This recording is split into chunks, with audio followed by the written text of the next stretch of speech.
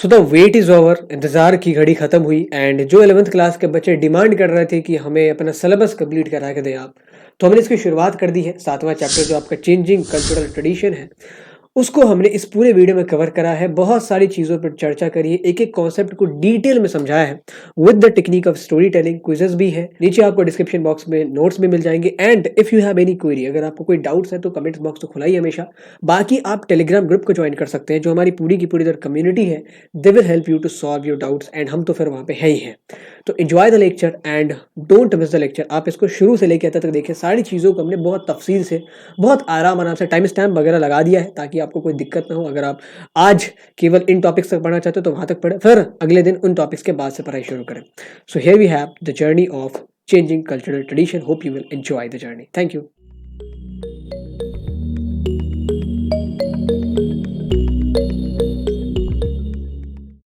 So here we have the class 11th history and 7वां chapter changing cultural traditions. आपने हो सकता है कि पिछली वीडियोस हमारी देखी हो, जिसमें हमने मेसोपोटामिक हिस्ट्री को पढ़ा था, फिर रोमन एम्पायर को पढ़ते हैं, फिर सेंट्रल इस्लामिक लैंड्स जो इस्लामिक एम्पायर्स बनते हैं, कैलिफेट्स को देखा था। देन जो लास्ट चैप्टर हमने कवर किया था, 3 ऑर्डर्स। आई होप कि बहुत सारे बच्चे वहाँ से आए हैं। जो न्यू लर्नर हैं, हमने उन चैप्टर्स को भी कवर करा, भले ही वो आपके टर्म 1 में है, बट आप इस चैप्टर को अगर पढ़ना चाहते हैं ना, तो आप चैप्टर 6 की जानकारी ज़रूर रखें, जो 3 ऑर्डर वाला चैप्टर है।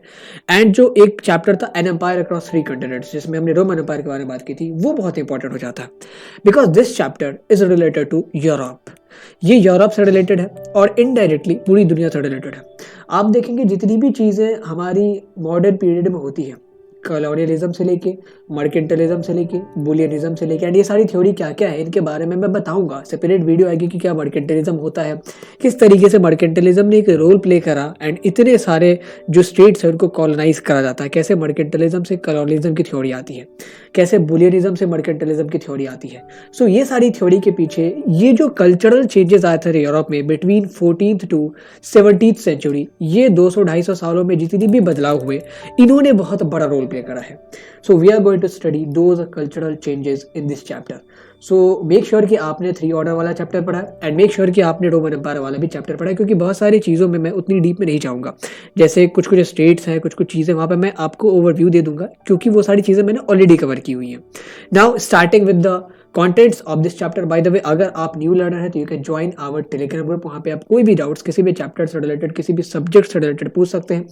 वैसे अभी तक हम लोग हिस्ट्री, पोल साइंस, इकोनॉमिक्स के ही डाउट सॉल्व करते थे। अभी हमने नई नई फैकल्टीज़ को हायर करना शुरू करा, तो इन फ्यू डेज और in few weeks what we will do, हम लोग जितने भी आपके ह्यूमैनिटीज़ के सब्जेक्ट होते हैं, चाहे किसी भी चैप्टर का हो, हम लोग उसके डाउट सॉल्व कर देंगे। So join our Telegram group. PDF वगैरह मटेरियल्स तो मिल ही जाएंगे वहाँ पे। You will find the community there, जो कम्युनिटी आपको भी बिल्ड करनी, because you are in class 11th। आप देखेंगे कि क्लास 12th के बच्चे कैसे एक दूसरे के साथ कोऑपरेट करके they are mutually helping each other. तो ये कम्युनिटी आई वांट कि आप लोग भी अपने अंदर फॉर्म करो, ताकि जब आप क्लास 12th में जाओ तो आपको शुरू से चीज़ें शुरू ना करनी पड़े। Now here we have the content. शुरुआत हम लोग करेंगे टाइमलाइन से, जैसा हम लोग हर एक चैप्टर में करते हैं। वी स्टडी अ टाइमलाइन, क्योंकि टाइमलाइन के बिना तो हमारा कोई भी चैप्टर अधूरा रह जाता है, पूरा नहीं रहता। टाइमलाइन में हमने जहाँ पे छोड़ा था उसको देखेंगे कि कहाँ पे छोड़ा था, देन फिर कहाँ से शुरू करना है। देन इस चैप्टर को पढ़ने के लिए हमारे पास मेजर सोर्सेज क्या क्या हैं, इनमें हम एक बार छोटा सा ओवरव्यू ले लेंगे कि इस चैप्टर में पढ़ना क्या, what is the aim of this chapter. 4 bullet points देखेंगे। देन वी विल शिफ्ट कि ये जो चैप्टर है ये किन किन सोर्सेज पे बेस्ड हमने चीज़ें कंटेंट तैयार करा है। देन 2 चीज़ों का मतलब समझेंगे, रेनेसां एंड ह्यूमनिज्म। आपने बहुत सारे लोगों को सुना होगा कि मार्टिन ऐसे थे, लियोनार्डो दा विंसी ऐसे थे, माइकल एंजेलो ऐसे थे, गैलीलियो ऐसे थे, कोपर्निकस ऐसे थे, बहुत सारे लोग थे, दांते ऐसे थे, जिट्टो ऐसे थे।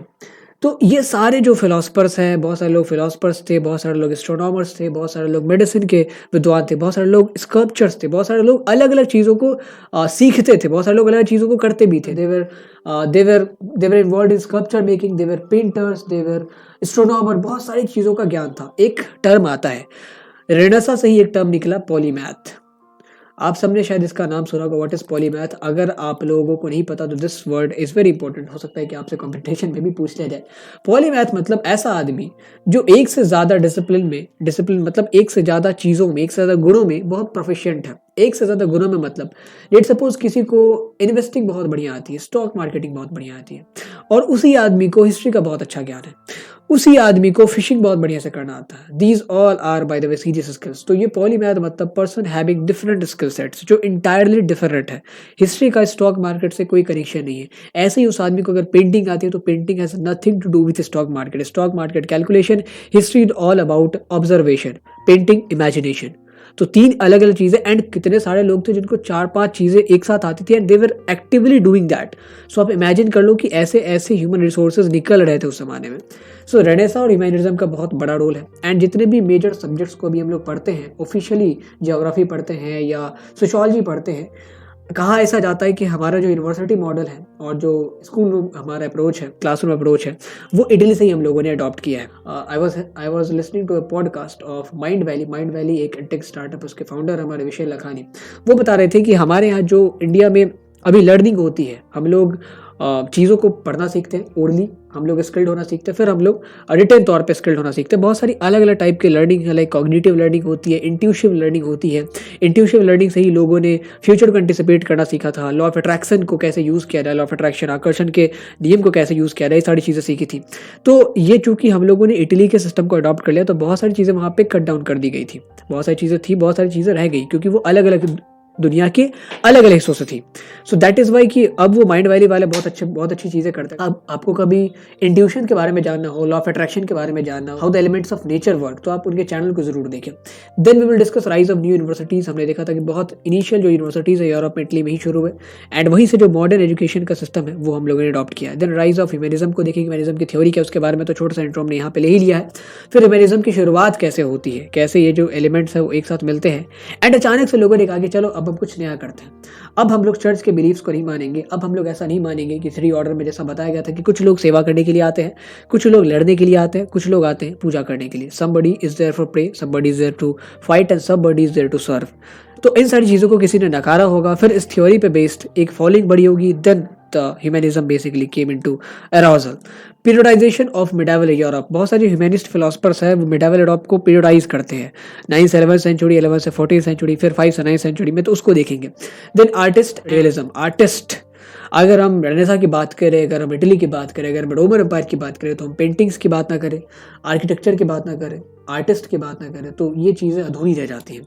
आर्किटेक्चर को देखेंगे, पेंटिंग्स को देखेंगे, माइकल एंजेलो को देखेंगे, लियोनार्डो दा विंसी को देखेंगे, दांते को देखेंगे, बहुत सारे लिटरेचर और आए थे उनको देखेंगे, बहुत सारे हमारे फिलोपो को देखेंगे। He was basically an architect. Michael Angelo भी आर्किटेक्ट थे, वो पेंटर भी थे, वो स्कल्पचर मेकिंग भी करते थे, तो they were involve in many kind of disciplines. फिर एरा ऑफ पेरेंटिंग, हमारे यहाँ जो आज आपके हाथों में किताब आती है एंड किताबों को पढ़ने की जो हैबिट लगनी शुरू हुई है, आई एम अगेन एम्फसाइजिंग कि आपको किताबें पढ़नी बहुत ज़रूरी है। अगर आपको आंसर राइटिंग सुधारना, तो बाय द वे हमने एक वीडियो बनाया आंसर राइटिंग पे, उसको आप देख सकते हैं। तो ये जो किताबें हैं ये एरा ऑफ पेरेंटिंग से पहले रेयर थी। बहुत सारे लोगों के पास मैन्युस्क्रिप्ट होती थी, पांडुलिपि होती थी, एंड टीचर्स क्या करते थे, पांडुलिपि से अपने स्टूडेंट को पढ़ाया करते थे एंड उनके स्टूडेंट्स अपना नोट्स तैयार करते थे।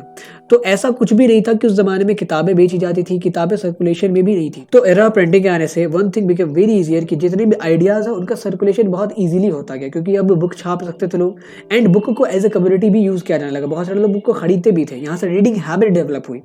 ठीक है, इससे पहले we did not have that much of reading habit. हम लिसनर बहुत बढ़िया थे, क्योंकि हमारे जो टीचर्स हैं वो हमें सुनाया करते थे एंड हम उन्हें नोट डाउन किया करते थे। The new concepts of human beings, उससे पहले लगता था कि जो ह्यूमन बींग्स हैं उनको रिलीजन के कन्फाइनमेंट में रहना चाहिए। बहुत सारी अलग थ्योरीज आती हैं, उनको देखेंगे। द पोजीशन ऑफ वुमेन, बहुत सारे लोगों को ऐसा लगता है कि चूंकि रेनेसा का ये पीरियड था, अगर आपको कुछ भी पता हो रेनेसा के बारे में, अगर आपने ऐसा सोच रेनेसा में सारी चीज़ें लिबरलाइज हो चुकी थी या रिफॉर्म्स हो रहे थे, तो ऐसा बिल्कुल भी नहीं है। महिलाओं की स्थिति में उतने संतोषजनक बदलाव नहीं आते। हम लोग पूरी तरीके से एनालाइज करेंगे द डिबेट्स एंड डिस्कशंस के किस तरीके के डिबेट्स हो रहे थे चर्चेज की अथॉरिटी को लेके, कैथोलिकल इंटरवेंशन को लेके। देन द कोपर्निकन रिवॉल्यूशन, वो गैलीलियो की बात करेंगे, फिर हम लोग कोपर्निकस की बात करेंगे, बहुत सारे अलग अलग फिलोसफर्स की बात करेंगे, केपलर की बात करेंगे। Then not they were philosophers too, they were astronomer too, they were scientists too, and lastly we will conclude कि क्या यूरोप में कभी रेनेसा आया था या नहीं आया था। अगर आए थे तो किस तरीके से इसको हम आर्ग्यू कर सकते हैं, अगर नहीं आया था तो हम लोग किस तरीके से इसको प्रेजेंट कर सकते हैं। Because as a humanist, as a मानवतावाद आप लोग पढ़ रहे हैं, जितनी भी चीज़ें आप सब्जेक्ट पढ़ते हैं सारी चीज़ ह्यूमैनिटीज़ के अंदर आती हैं, तो आपको किसी भी चीज़ को क्रिटिकली इवैल्यूएट करना आना चाहिए। क्रिटिकली इवैल्यूएट करने से हमारा मतलब है कि आप किसी चीज़ को देखें तो उसके आप बाइनरी विजन को देख सकें, मतलब दोनों पहलुओं को देख सकें। When you see one thing, when you observe one thing, तो आप केवल उसके प्रोज को ऑब्जर्व ना करें, आप उसके कॉन्सिक्वेंसेस को, बुरे कॉन्सिक्वेंसेस को भी आप ऑब्जर्व करें, ताकि आपके पास एक न्यूट्रल व्यू रहे। तो for that we will have a discussion over कि क्या रेनेसां आया था या नहीं आया था। ये सारे हमारे कॉन्टेंट्स होने वाले हैं। अब आगे बढ़ने से पहले क्विज को अटेम्प्ट कर लेते हैं। Here we have a quiz. Okay, in the 11th century, ये आपका जो पिछला चैप्टर आपने पढ़ा था 3 ऑर्डर, उसका एक रिवीजन टाइप माने, उनसे हमने 2 क्वेश्चंस निकाले। In the 11th century duke of Normandy, Normandy के ड्यूक थे, कॉन्कर्ड इंग्लैंड को उन्होंने जीता, उनका नाम क्या था? Duke James, duke Charles second, duke William first या ड्यूक बेनेडिक्टाइन। इन चारों में से कौन वो थे जो ड्यूक थे नॉर्मैंडी के एंड जिन्होंने इंग्लिश चैनल को पार करके ये जो इंग्लैंड, आयरलैंड और स्कॉटलैंड की धरती है इसको जीता था? ठीक है, ये ड्यूक थे फ्रैंक्स के। ओके, जो हमारा फ्रांस प्रोविंस था, गॉल्स ने जिसको कॉन्कर किया था, उसके ड्यूक थे। The name was Duke William first and ऐसा माना जाता है कि जो अभी हमारी एलिजाबेथ क्वीन है वो इनकी ही डिसेंडेंट है, ड्यूक विलियम फर्स्ट की ही डिसेंडेंट है। ओके, अगर आपने 3 ऑर्डर वाला चैप्टर पढ़ा होगा तो आपको पता होगा कि ये जो इंग्लैंड की टेरिटरी, वहाँ पे गॉल्स बहुत बाद में पहुंचे। ओके, सॉरी, फ्रैंक्स बहुत बाद में पहुंचे। उससे पहले वहाँ पे एंगल्स रहते थे, एंगल्स, इसीलिए उस लैंड को एंग्लैंड कहा गया। तो ये इंग्लिश चैनल से थोड़ा सा अलग था, इसको पार करके ऊपर जाते हैं एंड देन फिर कॉन्कर किया जाता है विलियम फर्स्ट द्वारा इस पूरे इंग्लैंड के टेरिटरी को। एंड इसके बाद फिर आगे जो सिलसिला है उसको आप देखते ही हैं कि यहाँ पे भी कैथेड्रल्स बनाए जाएंगे, क्रिश्चियनाइज किया जाएगा। एंड देन रेनेसां जब शुरू होगा इटली से, तो ये इस तरह से ही फैलता है पूरा France, southern Europe, northern Europe and central Europe में। Which of the following community could be the part of third order? Third order आपने पढ़ा था, तीनों हायरार्कीज आपने पढ़ी थी। यहाँ पे हमने 4 ऑप्शंस दिए हैं, एक गुलाम, एक पीजेंट का, एक विंड मिल वर्कर का जो चक्की में काम करता है। इन तीनों में से कौन यूरोपियन फ्यूडल सोसाइटी में तीसरे पायदान पे आएंगे, थर्ड ऑर्डर में आएंगे? 3 ऑर्डर में पहले, दूसरे, तीसरे, जो सबसे निचला ऑर्डर होता था उसमें कौन से लोग आ सकते हैं? गुलाम, पीजेंट, विंडमिल वर्कर या ऑल ऑफ द अबव? तुमने देखा था कि थर्ड ऑर्डर में कौन से लोग आते थे? ऑल द पीपल जिनका काम था वर्क या जिनको सर्व करना था। 3 कैटेगरी बनाई थी ना, एक जो प्रे करते हैं, एक जो लड़ते हैं एंड एक जो सर्व करते हैं। तो सर्व भी हमारा सर्व करता है, उसी तो सर्विट्यूड वर्ड कॉइन किया गया। पीजेंट्स भी सर्व करते हैं खेतों में काम करके, विंडमिल वर्कर भी सर्व करते हैं कारखानों में काम करके। So all of the above will be our answer, कि इन तीनों को हम जो थर्ड ऑर्डर है उसके कैटेगरी में रख सकते हैं। Now we are moving to the timeline. शुरुआत करते हैं जहाँ से हमने सारी कहानी शुरू की है। वैसे कहानी की शुरुआत तो बहुत पहले से मेसोपोटामिया से जोड़ सकते हैं, अलग अलग सिविलाइजेशन से जोड़ सकते हैं, रोमन रिपब्लिक से जोड़ सकते हैं, फिर रोमन एम्पायर क्रिएट हुआ, उससे भी जोड़ सकते हैं, बट टाइमलाइन ना बड़ा हो इसलिए हमने क्रिस्प रखा है, छोटा सा रखा। 4th सेंचुरी सी के आसपास क्या होता है, रोमन एम्पायर का बाइफर्गेशन हुआ। वैसे डाइक्लेशियन के समय में ही 3rd सेंचुरी में हुआ था, बट ऑफिशियली जो हमारा bifurcation that happened in 4th century CE. Diocletian के समय में 2 नहीं 3 हिस्सों में बढ़ गया था, फिर इसको एकीकृत किया जाएगा। देन अल्टीमेटली ऐसा माना जाता है कि रोमन एम्पायर उस जमाने तक बहुत बड़ा हो चुका था एंड जो एम्पायर से उन्होंने सोचा कि अब इसको 2 टुकड़ों में बांट लेते हैं। एक तरफ हम रख लेते हैं जो वेस्ट का इलाका है जिसमें फ्रांस और जर्मनी वगैरह आते हैं, वो हमारा वेस्टर्न रोमन एम्पायर होगा। एंड जो ईस्टर्न रोमन एम्पायर है उसको हम लोग कहते हैं बाइजेंटीन एम्पायर, जिसको अगर उर्दू में आप बात करें तो बाइजेंटीन कहते हैं। सो ये हमारा बाइफर्गेशन हुआ। ईस्टर्न को ईस्टर्न रोमन एम्पायर कह लें या बाइजेंटीन एम्पायर कह लें, और वेस्टर्न को हम लोग वेस्टर्न रोमन एम्पायर कहते हैं। नाउ 5th सेंचुरी सीई में क्या होता है कि ईस्टर्न तो बच गया, बाइजेंटीन में बहुत सारे केपेबल रूलर्स आते हैं, बट वेस्टर्न यूरोप जो है, अगर आप ज्योग्राफी देखी होगी अगर आपने, एंड अगर आपने हमारा 3rd ऑर्डर वाला चैप्टर पढ़ा होगा, 3 ऑर्डर वाला, तो वहाँ पे हमने बताया कि वेस्टर्न यूरोप में क्या था, ये जो जर्मेनिक ट्राइब्स थी, अलग अलग जर्मेनिक ट्राइब्स, वो अटैक करती हैं एंड पूरी तरीके से वेस्टर्न यूरोप को खत्म कर दिया जाता है, वेस्टर्न रोमन एम्पायर को पूरी तरीके से नस्तानाबूद कर दिया जाएगा। ठीक है, एंड इसके बाद से ही छोटे छोटे किंगडम्स उभर के सामने आएंगे जो हमारे ट्राइबल किंगडम्स थे। एंड फिर यहाँ से जो क्लरिक हैं, क्लरिक क्लासेस, मतलब जो कैथेड्रल्स, चर्च वगैरह, चर्च की अथॉरिटी बहुत बढ़ती जाएगी। व्हेन दे गॉट क्रिश्चियनाइज्ड, तो वो सारी चीज़ें पोप से पूछ के करते थे, उन पर बहुत कंट्रोल रहता था चर्च का। तो ये जो एरा हम लोग मानते हैं इसमें क्लरिक कंट्रोल बहुत ज़्यादा था, फ्यूडल सिस्टम अथा था। तो यहाँ से फ्यूडल सिस्टम सारा शुरू होगा वेस्टर्न यूरोप में। वेस्टर्न यूरोप में बेसिकली फ्यूडल सिस्टम से शुरू होता है यहाँ से। 760 AD में हमारे एक फ्रैंक एम्परर है, शार्लमैन कहते हैं जिन्हें, चार्ल्स भी कहा जाता है। इनको जब ऑफिशियली होली रोमन एम्परर का दर्जा दे दिया पोप ने, तो ये बहुत फेमस हो गया एंड आफ्टरवर्ड इनकी जो चीज़ें वो फॉलो की जाने लगी। तो इन्होंने ही फ्यूडलिज्म जैसा कोई सिस्टम अपनाया था, जो आप कहते हैं ना कि नाइटहुड वाला सिस्टम। तो इस तरीके की चीज़ें शार्लमैन के एम्पायर में हुआ हुआ करती थी।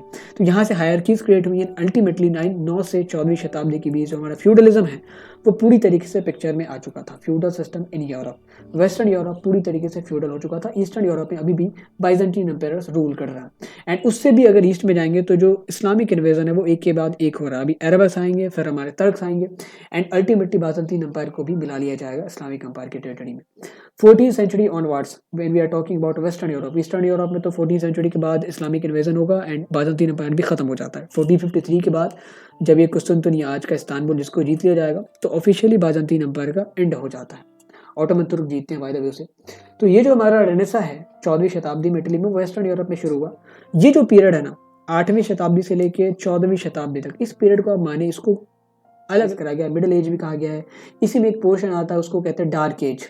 इसमें एक पोर्शन आता है उसे कहते हैं अर्ली मिडिल एज या little middle age. Dark age किसे कहते हैं, डार्क एज के क्या क्या ट्रेड्स हैं वो सारी चीज़ें आगे हम लोग पढ़ेंगे। तो यहाँ पर मैंने ओवरऑल एक टाइमलाइन का ओवरव्यू ले लिया कि 9 से 14वीं शताब्दी के बीच जो फ्यूडल सिस्टम था उसको हमने देख लिया एंड कैसे 14वीं शताब्दी के बीच फ्यूडल सिस्टम धीरे धीरे कम होगा। एक तो फ्यूडल सिस्टम बहुत कमजोर हो चुका था, 13वीं शताब्दी तक आते थे because of the exchange of money. अब सारी चीज़ें मनी पे बेस्ड होने लगी थी। अब सर्विस के बदले लोग पैसा दे दिया करते थे कि हमने आपसे कोई सामान खरीदा तो हम आपको सर्विस देने का वादा क्यों करें, हम उसे पैसा ही दे देंगे। एंड फिर उसके बाद जब हमारा लड़ाइयाँ शुरू होगी ब्रिटेन और फ्रांस के बीच, देन फिर कभी ब्लैक डेथ आता है। ये सारी चीज़ों से कभी उभर नहीं पाता है हमारा जो फ्यूडल सिस्टम, एंड फिर ये अंत में ढह जाता है। तो हमने लास्ट में देखा था थ्री ऑर्डर चैप्टर के कि लास्ट में फ्यूडल सिस्टम को रिप्लेस किया जाएगा, एक अलग सिस्टम आएगा। इसमें पैट्रोनेज बेस्ड चीज़ें होती थी। जो पैसा देते थे उनको सत्ता में इज्जत मिलती थी, उनको सत्ता में एंट्री मिलती थी। तो ये जो सिस्टम है ये बहुत दिनों तक रहा था। अल्टीमेटली 14वीं शताब्दी में रेनेसा आता है, इटली से शुरू हुआ एंड बाकी पूरे यूरोप तक पहुँचते बहुत टाइम लगा। इसी रेनेसा के चलते आपने देखा कि बहुत सारे यूरोपियन जो एक्सप्लोरर्स हैं वो निकलते हैं, केप ऑफ गुड होप को खोजेंगे, कोलंबस अमेरिका को खोज रहा है, कोई ऑस्ट्रेलिया को खोज रहा है, कोई नॉर्दर्न आर्कटिक के थ्रू रशिया जा रहा है, कोई इंडिया को खोज रहा है, कोई इंडियन सब कॉन्टिनेंट में अलग अलग अपॉर्चुनिटीज़ की तलाश कर रहा है। So that happened only because of Renaissance कि वो लोग फिर से जागते। रेनेसा का हिंदी मतलब होता है फिर से जागना, पुनर्जागरण। तो ये हमारा टाइमलाइन था। Now we will talk about the aim of this chapter and major source of this chapter. तो छोटा सा एक ओवरव्यू लेते हैं कि what we are going to study in this chapter. Contents हमने देख ही लिया है, वैसे फिर भी देख लेते हैं कि हमारा फोकस रहने वाला है। तो जो इटली में नया अर्बन कल्चर फ्लरिश होता है, वैसे रोमन एम्पायर के डिवेस्टेशन के बाद जो वेस्टर्न रोमन एम्पायर था उसका डिवेस्टेशन के बाद जितने भी इटली के मेजर सिटीज थी उनको ध्वस्त कर दिया गया ट्राइब्स द्वारा। तो ये बहुत दिनों तक तो वीरान रहती है। फिर धीरे धीरे क्योंकि इटली जो है कोस्टल एक्सेस है बहुत ज़्यादा, उसका समुद्री एक्सेस है, तो ट्रेड में आप इटली को एक्सक्लूड करके नहीं चल सकते। तो इसकी जो पोर्ट सिटीज़ हैं एंड और भी non port cities, non coastal access वाली सिटीज़, तो वो भी बहुत फ्लरिश करती हैं। अल्टीमेटली नया अर्बन कल्चर डेवलप होता है इटली में। आर्टिस्ट हम देखेंगे बहुत सारे आएंगे, माइकल एंजेलो को ले ले, लियोनार्डो दा विंसी को ले ले। आर्किटेक्चर में बहुत सारी चीज़ें, फ्लोरेंस का डोम देख लिया, फिर जो उन्होंने सिसैन चैपल में पेंटिंग्स बनाई थी वो भी एक बहुत बड़ा उदाहरण है आर्ट का। फिर एक आर्किटेक्चर रोम में जो हमारा सेंट पीटर का चर्च है उसकी आप डोम देख ले, बहुत फेमस है। वो सारी चीज़ें जब आप अंदर से देखोगे ना, डोम तो एक्सटीरियर दिखता है, एक जो इंटीरियर दिखता है ना, जो आप अंदर जाके देखोगे तो आपको पता चलेगा कि कितनी बढ़िया चीज़ें यहाँ पे बनाई गई हैं।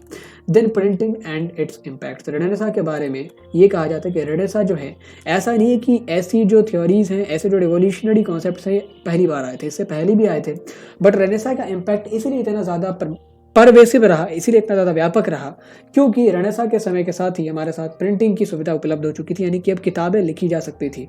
अब एक चीज़ लोग 10 जगह पढ़ सकते थे। Now it was possible to read books. इससे पहले किताबें पढ़ना पॉसिबल नहीं था। हमारे पास पांडुलिपियाँ होती थी, मैन्युस्क्रिप्ट होते थे, लोगों को ये चीज़ सुनाई जाती थी, लोग अपने नोटबुक्स में नोट करते थे एंड उससे फिर वो याद करते थे। We were good listeners not good reader.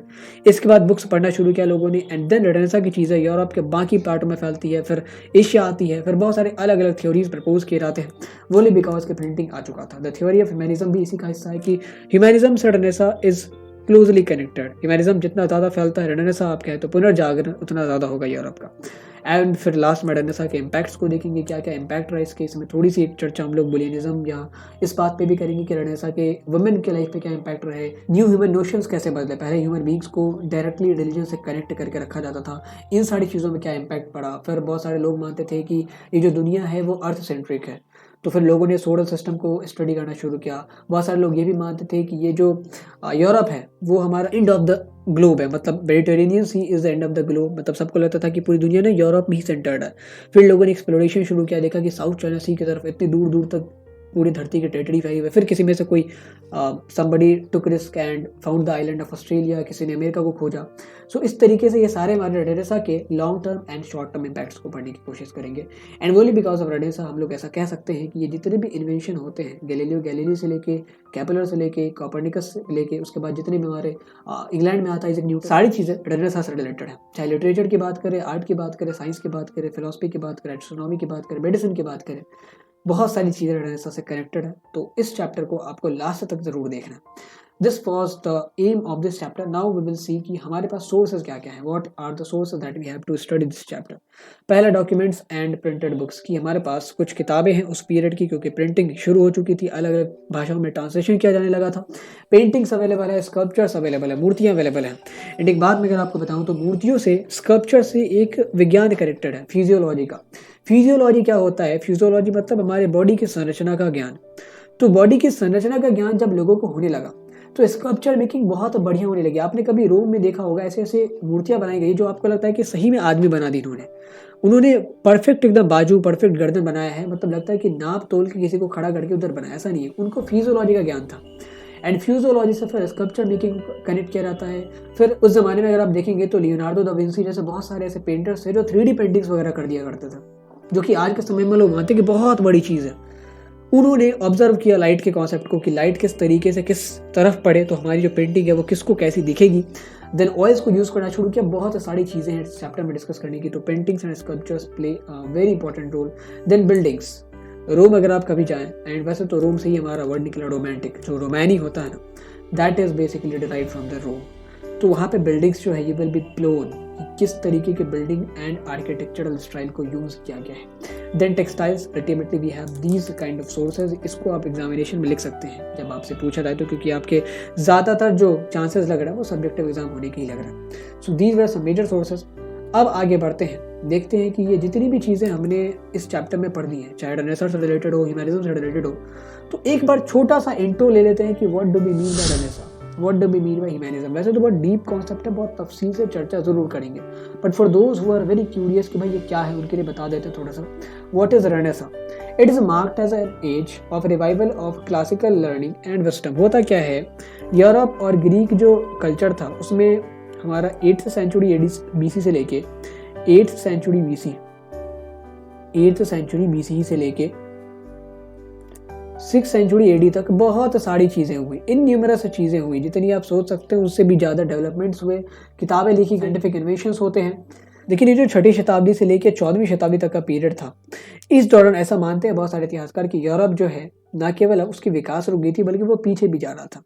हम लोग पहले सोचते थे व्हाई डिड अरस्तु इज सो इन्फ्लुएंशियल, क्यों ये बहुत ज़्यादा इन्फ्लुएंशियल थे, या प्लेटो को क्यों इतना ज़्यादा बड़ा माना था, सोक्रेटिस को क्यों इतना ज़्यादा बड़ा माना था, because they knew the art of asking good questions. उनको ये पता था कि हमें कैसे सवाल करने हैं, एंड वो सवाल क्यों अच्छे कर पाते थे, because they were always seeking the truth. वो हमेशा सच्चाई की तलाश में रह रहे थे। ठीक है, what is the truth, what is the truth behind this, what is the truth behind this, what is the truth behind that. तो ये जो चीज़ें हैं 6वीं से 14वीं शताब्दी के बीच खत्म हो चुकी थी। लोगों ने डिबेट्स करना बंद कर दिया था, लोगों ने सवाल उठाने बंद कर दिए थे, एंड अगर आप ये भी कह ले तो गलत नहीं होगा कि लोगों ने दिमाग लगाना ही बंद कर दिया था। अब अचानक से लोगों को जगाया जाता है कि हमारा जो कल्चर है आज से 800 साल पहले, 700 साल पहले ऐसा नहीं था। हमारे पास बहुत सारे, आप खुद सोचें कि अरस्तु और प्लेटो की चीज़ें जब 14वीं शताब्दी यूरोपियंस खोजना चाहते थे, उनके पास मिली ही नहीं इनकी किताबें। ये तो इस्लामिक आप राइटर्स का शुक्र मानिए कि उन्होंने ट्रांसलेट करके रखा था, अरस्तु, प्लेटो, सोक्रेटिस, टॉलमी जो जोग्राफर थे बहुत बड़े, इन सब के वर्क्स को तो उनके अरेबिक ट्रांसलेशन से, पर्शियन ट्रांसलेशन से उन्होंने पढ़ा, फिर अपने लैटिन में एंड जो ग्रीक लैंग्वेज है उसमें इसको ट्रांसलेट किया। So that was a scenario कि वो लोग पढ़ना ही नहीं चाह रहे थे, they did not want to develop themselves. तो इस लेवल की जहालत थी उस जमाने में। तो अचानक से 14वीं शताब्दी के बीच बहुत सारे इवेंट्स होते हैं। आई विल से कि एक सीरीज ऑफ इवेंट हुआ, कड़ियाँ जुड़ती चली गई, and ultimately that led to renaissance कि लोगों ने ये माना कि हमें अब पीछे मुड़ के देखना पड़ेगा, अपने पीछे के लिटरेचर्स को, अपने साइंटिफिक इन्वेंशंस को बहुत ऑब्जर्व करके हमें समझने की ज़रूरत है, ताकि हम आगे और अच्छे खासे डेवलपमेंट्स कर सकें। यहाँ से कल्चर की शुरुआत होती है, ह्यूमनिस्ट कल्चर। वैसे ह्यूमनिस्ट कल्चर का जो टर्म है, इसको जैकब बराड है वो बहुत ज़्यादा एम्फेसाइज करते हैं। वैसे तो अलग अलग रेनेसां जुड़ी अलग अलग थ्योरी है, बट ह्यूमनिज्म की जो थ्योरी है, एंड आप चूंकि ह्यूमैनिटीज़ का स्टूडेंट है तो आपको जाननी बहुत ज़रूरी है, तो वो जैकब बराड कहते हैं कि ये जो ह्यूमनिस्ट कल्चर है वो ऐसा कल्चर जिसमें एक आदमी को ये पता है कि वो खुद से खुद का डिसीजन ले सकता है एंड अपनी किसी भी स्किल को डेवलप कर सकता है। Like for example Leonardo da Vinci की अगर बात करें तो वो पेंटर थे, वो स्कल्पचर मेकिंग भी करते थे, मूर्ति भी बनाते थे, वो ऑथर भी थे। एंड सबसे इंपॉर्टेंट ये पता है क्या, लियोनार्डो दा विंसी का मतलब क्या होता है, द डिसिपल ऑफ एक्सपेरिमेंट, की जो एक्सपेरिमेंट, जो प्रयोग का जो विद्यार्थी रहा हो। एंड उन्होंने, लियोनार्डो दा विंसी ने एक चीज़ बहुत बढ़िया करी, उन्होंने देखा पक्षियों को उड़ते हुए and curiosity is the mother of इन्वेशन। तो उन्होंने सोचा कि हम भी कभी उड़ सकते हैं क्या। तो वैसे तो आप लोगों ने सुना है कि अल्बर्ट राइट और बिल्बर राइट ने, इन दोनों भाइयों ने मिलकर प्लेन उड़ाया। बहुत पहले एक फ्लाइंग मशीन बनाई गई थी, बहुत पहले, I think Leonardo da Vinci 13th century की या 14th सेंचुरी की, I am forgetting the dates by the way. तो ये जो लियोनार्डो दा विंसी है, उन्होंने इतनी सारी, इसीलिए इनको पॉलीमैथ कहा जाता है कि इनको एक फील्ड का नहीं, बहुत सारे फील्ड की नॉलेज थी। आर्टिस्ट बहुत बड़े थे, आर्किटेक्ट बहुत बड़े थे, ऑथर बहुत बड़े थे, ऑब्जर्वर फिलोसफर तो थे ही थे। इसके अलावा एक आपके लिए तो साइंस से जुड़े, बहुत साइंस से बहुत कनेक्टेड ये व्यक्ति थे। उन्होंने एक फ्लाइंग मशीन बनाई थी, he made a flying machine. बहुत सारे रीजन थे जिसकी वजह से वो नहीं चल पाई, but he at least attempted to make that, to build that flying machine, so that was important. Humanist culture में जैकब यहाँ एम्फसाइज करते हैं कि यहाँ पे, जैसा हमने मिडावल एडा में देखा था पिछले चैप्टर में 3 ऑर्डर में, कि बहुत सारे लोगों के जो डिसीजन थे वो डिपेंड करते थे उनके सुपीरियर्स पे। एक गुलाम है, उसे शादी करनी है तो उसे अपने लॉर्ड से डिसीजन लेनी पड़े, परमिशन लेनी पड़ेगी। एक नौकर, वो कहीं काम करता है, उसे छुट्टी के लिए अपने मालिक से परमिशन लेनी पड़ेगी। एंड इवन उसके अलावा ऊपर क्लरिक कंट्रोल भी होता था, धार्मिक कंट्रोल, नियंत्रण भी होता था। तो इस चीज़ को यहाँ पे मेरे कल्चर के लोगों ने क्रिटिसाइज करा कि हमारे ऊपर किसी का कंट्रोल नहीं है, we are free to make our own decision and हम जो चाहे वो सीख सकते हैं। जरूरी नहीं कि किसी को अगर ऐसा डिमार्केट कर दिया जाए, अलग कर दिया जाए कि तुम आज से केवल सेवा ही करोगे तो तुम पीसेंट्री करना शुरू कर दो, ऐसा तुम्हें कोई कुछ नहीं कह सकता। You can be whatever you want to be. तो ये सारी चीज़ें हैं। अगर ह्यूमैनिस्ट कल्चर की बात करें तो जैकब बर्खार्ड बहुत ज़्यादा फेमस होते हैं, स्विस हिस्टोरियन है ये एक्चुअली ह्यूमैनिज्म जो टर्म है वो 19th सेंचुरी के आसपास ही ज़्यादा फेमस हुआ था। इससे पहले ये सारी चीज़ें एग्जिस्ट करती थी, बट ये जो टर्म है ह्यूमैनिज्म का, ये जैकब बर्खार्ड ने बहुत ज़्यादा एम्फसाइज किया। एंड इन्होंने ये किताब भी लिखी, the civilisation of renaissance in Italy.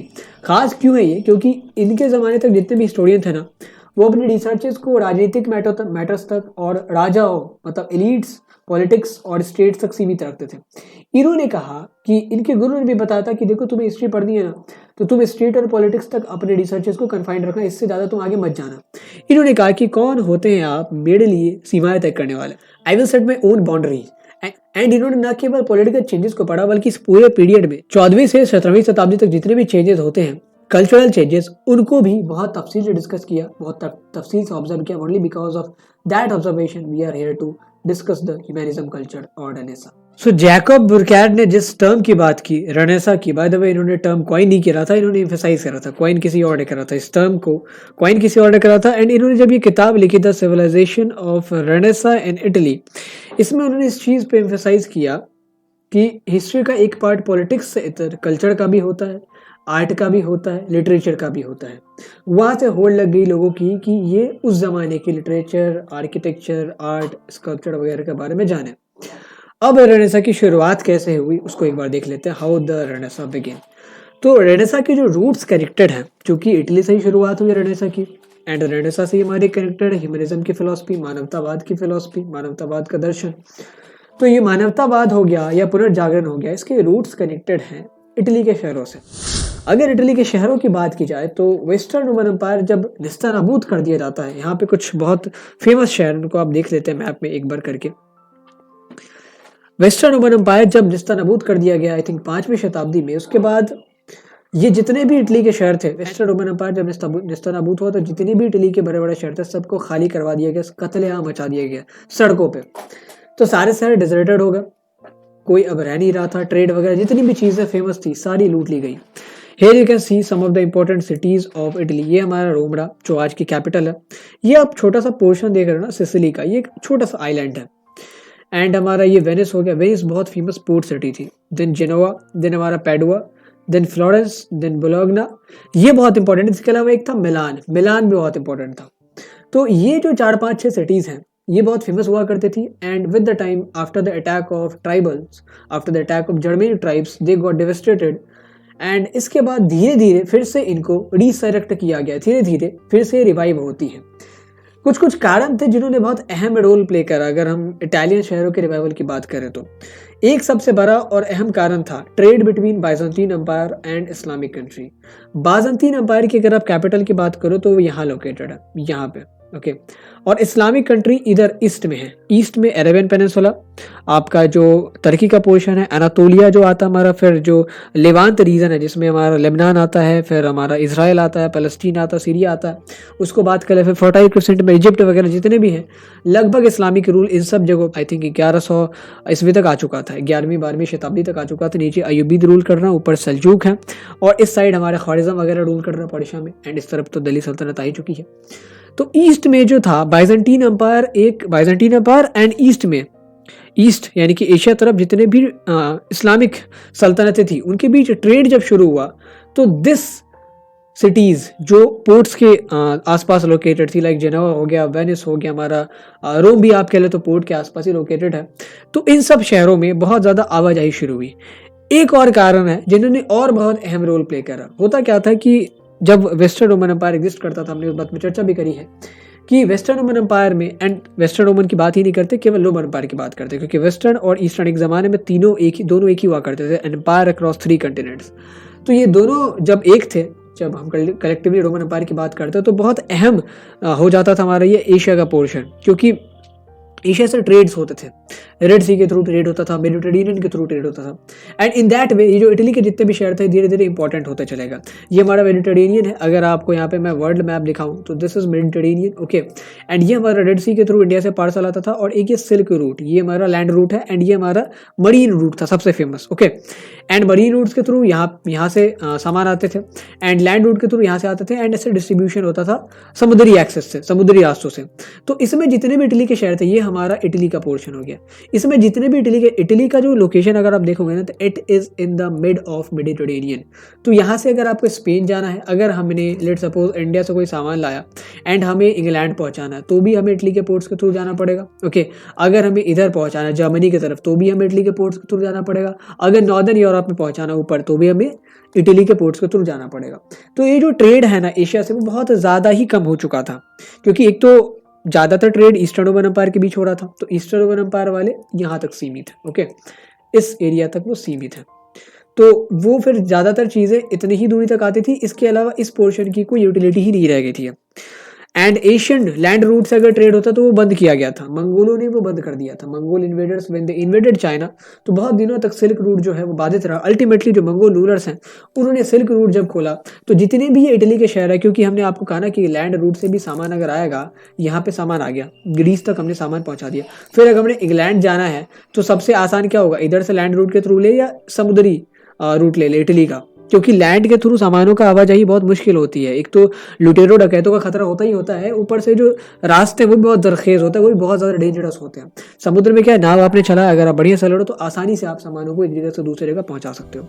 So these two factors, पहला तो बाइजेंटीन एम्पायर का धीरे धीरे इस्लामिक एम्पायर से ट्रेड शुरू हुआ, ठीक है। पहले तो लड़ाइयाँ ही करते थे, वैसे ट्रेड हमेशा से ही था, ट्रेड हमेशा ही था।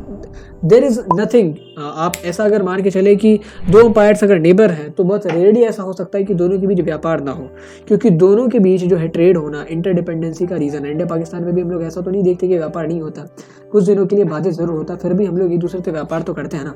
जो भी ड्राई फ्रूट्स वगैरह आपके पास आते हैं, जो भी नमक आपके पास मेजॉरिटी का आप लोग खाते हैं, वो सब आप लोग या हम लोग खाते हैं, वो सारी चीज़ें पाकिस्तान से ही आती है। एंड सिमिलरली बहुत सारी चीज़ें यहाँ से भी वहाँ जाती है। अगर आप पाकिस्तान में देखोगे तो वहाँ पे मेजर जो आर्मी के ट्रक्स हैं या वैसे भी ट्रांसपोर्टेशन के ट्रक, वो अशोक लेलैंड या हमारा वो टाटास के होते हैं। So this is basically the system of trade. Trade जो है वो एनिमिटी को नहीं पहचानता, क्योंकि हम लोग खाएंगे तब तो दुश्मनी करेंगे ना, पहले हम लोग जिंदा रहेंगे, पैसा कमाएंगे, सर्वाइवल रहेगी, तब तो एक दूसरे दुश्मनी की जा सकती है। तो दिस वॉज टू रीज़न जिन्होंने इटली के शहरों को रिवाइव किया। कुछ मेजर शहर थे जिनके आप नाम याद रख ले तो बेहतर होगा। रोम है, जो राजधानी है, मिलान है, पैडुआ है, वेनिस है, जेनोवा है, और फ्लोरेंस। अगर आपको कभी यूरोप घूमने का मौका मिले तो इटली ज़रूर जाइएगा, क्योंकि इटली बहुत एक कल्चरल हब माना जाता है, और फ्लोरेंस को तो कल्चरल कैपिटल भी माना जाता है यूरोप का। तो फ्लोरेंस एंड इन सब में अगर बात करें तो फ्लोरेंस और वेनिस जो है वो रिपब्लिक्स थी। रिपब्लिक्स मतलब जहाँ पे कम्युनिटिवली एक कॉमनवेल्थ बना हुआ था। कॉमनवेल्थ मतलब आप क्या समझे, एक ग्रुप ऑफ पीपल, लोगों का एक संघ था जिनके थ्रू उस दोनों शहरों में शासन किया जाता था। पहले तो ये सारे शहर रोमन एम्पायर के पार्ट होते थे। अब जब रोमन एम्पायर ध्वस्त हो चुका है तो इन शहरों में अपनी अपनी गवर्नमेंट होती थी। तो फ्लोरेंस और वेनिस जैसे शहर में रिपब्लिक्स थी, group of people were ruling there. And बाकी जितने भी शहर थे ना, चाहे आप पैडुआ की बात करें, मिलान की बात करें, जेनोवा की बात करें, रोम की बात करें, वहाँ पे कोर्ट सिटीज थी, मतलब शहर में ही दरबार वगैरह लगाए जाते थे और एक प्रिंस शासन करता था। That was kind of monarchy. तो ये हमारा कुछ गवर्नेंस का सिस्टम हो गया। इसमें हमें दो शहरों पे ज़्यादा फोकस करना है, governance in Genoa and Venice. अगर जेनोवा और वेनिस की बात करें तो वेनिस तो हमने देख लिया रिपब्लिक है, जेनोवा में कर्ड सिटीज प्रिंसेस वगैरह रूल करते थे। बट इन दोनों जगहों पे जितने भी इटली के इंपॉर्टेंट शहर है ना, 14वीं शताब्दी तक हमने देखा था कि कैथेड्रल इन्फ्लुएंस बहुत ज़्यादा था, they were always enforcing the things. लेकिन धीरे धीरे क्या होता है कि कैथेड्रल इन्फ्लुएंस इटली पर से थोड़ा थोड़ा करके डाइल्यूट होता जाता है। This got shifted to France and this got shifted to और जो नॉर्दर्न यूरोप का इलाका वहाँ पे। तो जितने भी इटली के मेजर शहर थे वहाँ पे जेनोवा वेनिस को इंक्लूड करके वहाँ पे क्लर्जी और जो फ्यूडल्स है दोनों ही पॉलिटिकली डोमिनेंट नहीं थे, वे नॉट ऑलवेज डोमिनेंट। इन दोनों की उतनी डोमिनेंसी नहीं थी। तो अब आप कहोगे कि सर अगर क्लर्जी क्लासेस रूल नहीं कर रही है, अगर पारदी वर्ग रूल नहीं कर रहा, हमने तो देखा था कि थ्री ऑर्डर में जो सबसे ऊपर अथॉरिटी थी दैट वाज द चर्च, जो पादरी वर्ग के लोग थे वही थे सबसे ऊपर। तो that was my dear friend of the France and northern Europe, central Europe. लेकिन इटली में कुछ अलग कहानी थी, ठीक है। इटली में शहरों में अलग अलग अपनी अपनी गवर्नमेंट होती थी। वहाँ पे ऐसा नहीं था कि लोग कैथोलिक फेथ को नहीं मानते थे, they followed the religion, but वहाँ पे क्लर्जी क्लासेस एंड ना ही फ्यूडल्स उतने ज़्यादा इन्फ्लुएंशियल थे। तो अगर वहाँ पे फ्यूडल्स नहीं इन्फ्लुएंशियल थे, क्लर्जी क्लासेस डोमिनेट नहीं थी, तो शासन कैसा होता था? तो शासन जो है वहाँ पे रिच मर्केंट्स और ट्रेडर्स किया करते थे। उन शहरों में, इटली के ज़्यादातर शहरों में rich merchants and traders used to govern the city. And बहुत सारे शहरों में जैसे हमने वेनिस की बात की या फ्लोरेंस की बात की तो वहाँ पे कॉमनवेल्थ होता था। एंड इन कॉमनवेल्थ में उन्होंने क्या सिस्टम बनाया था, उन्होंने रोमन रिपब्लिक से सीख ली। रोमन रिपब्लिक में क्या होता था कि अगर आप बहुत बड़े घर से हैं तो ही आप रिपब्लिक में बैठ सकते हैं। या कहीं कहीं उन्होंने देखा रोमन रिपब्लिक को जो गवर्नेंस सिस्टम क्रिटिसाइज करती थी, उन्होंने क्या करा, उन्होंने अपने यहाँ जन सामान्य को सत्ता में इत्तेदारी दे दी। मतलब जितना भी आदमी, लेट सपोज हमने ऐसा बार बना दिया कि 25, तो 25 लेट सपोज 25 नहीं 30 हमने एक बार बना दिया। 30 से ऊपर जितने भी, 30 के ऊपर के जितने भी पुरुष हैं, महिलाओं को तो उतनी ज़्यादा हिस्सेदारी नहीं दी जाती सत्ते में, तो 30 से ऊपर के जितने भी पुरुष हैं सारे लोग उस कोर्ट में बैठेंगे एंड सबकी सर्वसम्मति से कुछ भी डिसीजन लिया जाएगा। इसको हम लोग कहते हैं जन सामान्य। सारे लोगों के लिए नॉर्मलाइज कर दिया, बस आप एक एज बार क्रॉस कर जाओ, ओके। लेकिन यहाँ जेनोवा और वेनिस में जो बुजुर्ग थे उन्होंने क्या डिसीजन लिया कि हम ना तो रोमन रिपब्लिक के पीछे जाएंगे, न ही हम जन सामान्य के हाथों में अपने शहरों को सौंपेंगे। जन सामान्य के हाथों में अपने शहरों को सौंपना मतलब एक तो डिसीजन मेकिंग में बहुत डिले होगी, एंड ऊपर से बहुत बार हमने देखा है कि जन सामान्य चूंकि उतने केपेबल नहीं होते किसी जगह या किसी शहर को रूल करने में, तो बहुत बार जो सिचुएशन है वो क्योटिक भी हो जाती है। अगर हम केवल बड़े घरों से ही लोगों को बिठाते रहेंगे सत्ता पे तो ऐसा हो सकता है। हमें अच्छे लोग तो चाहिए, लेकिन जरूरी नहीं कि अच्छे लोग हमेशा बड़े घर से ही हो।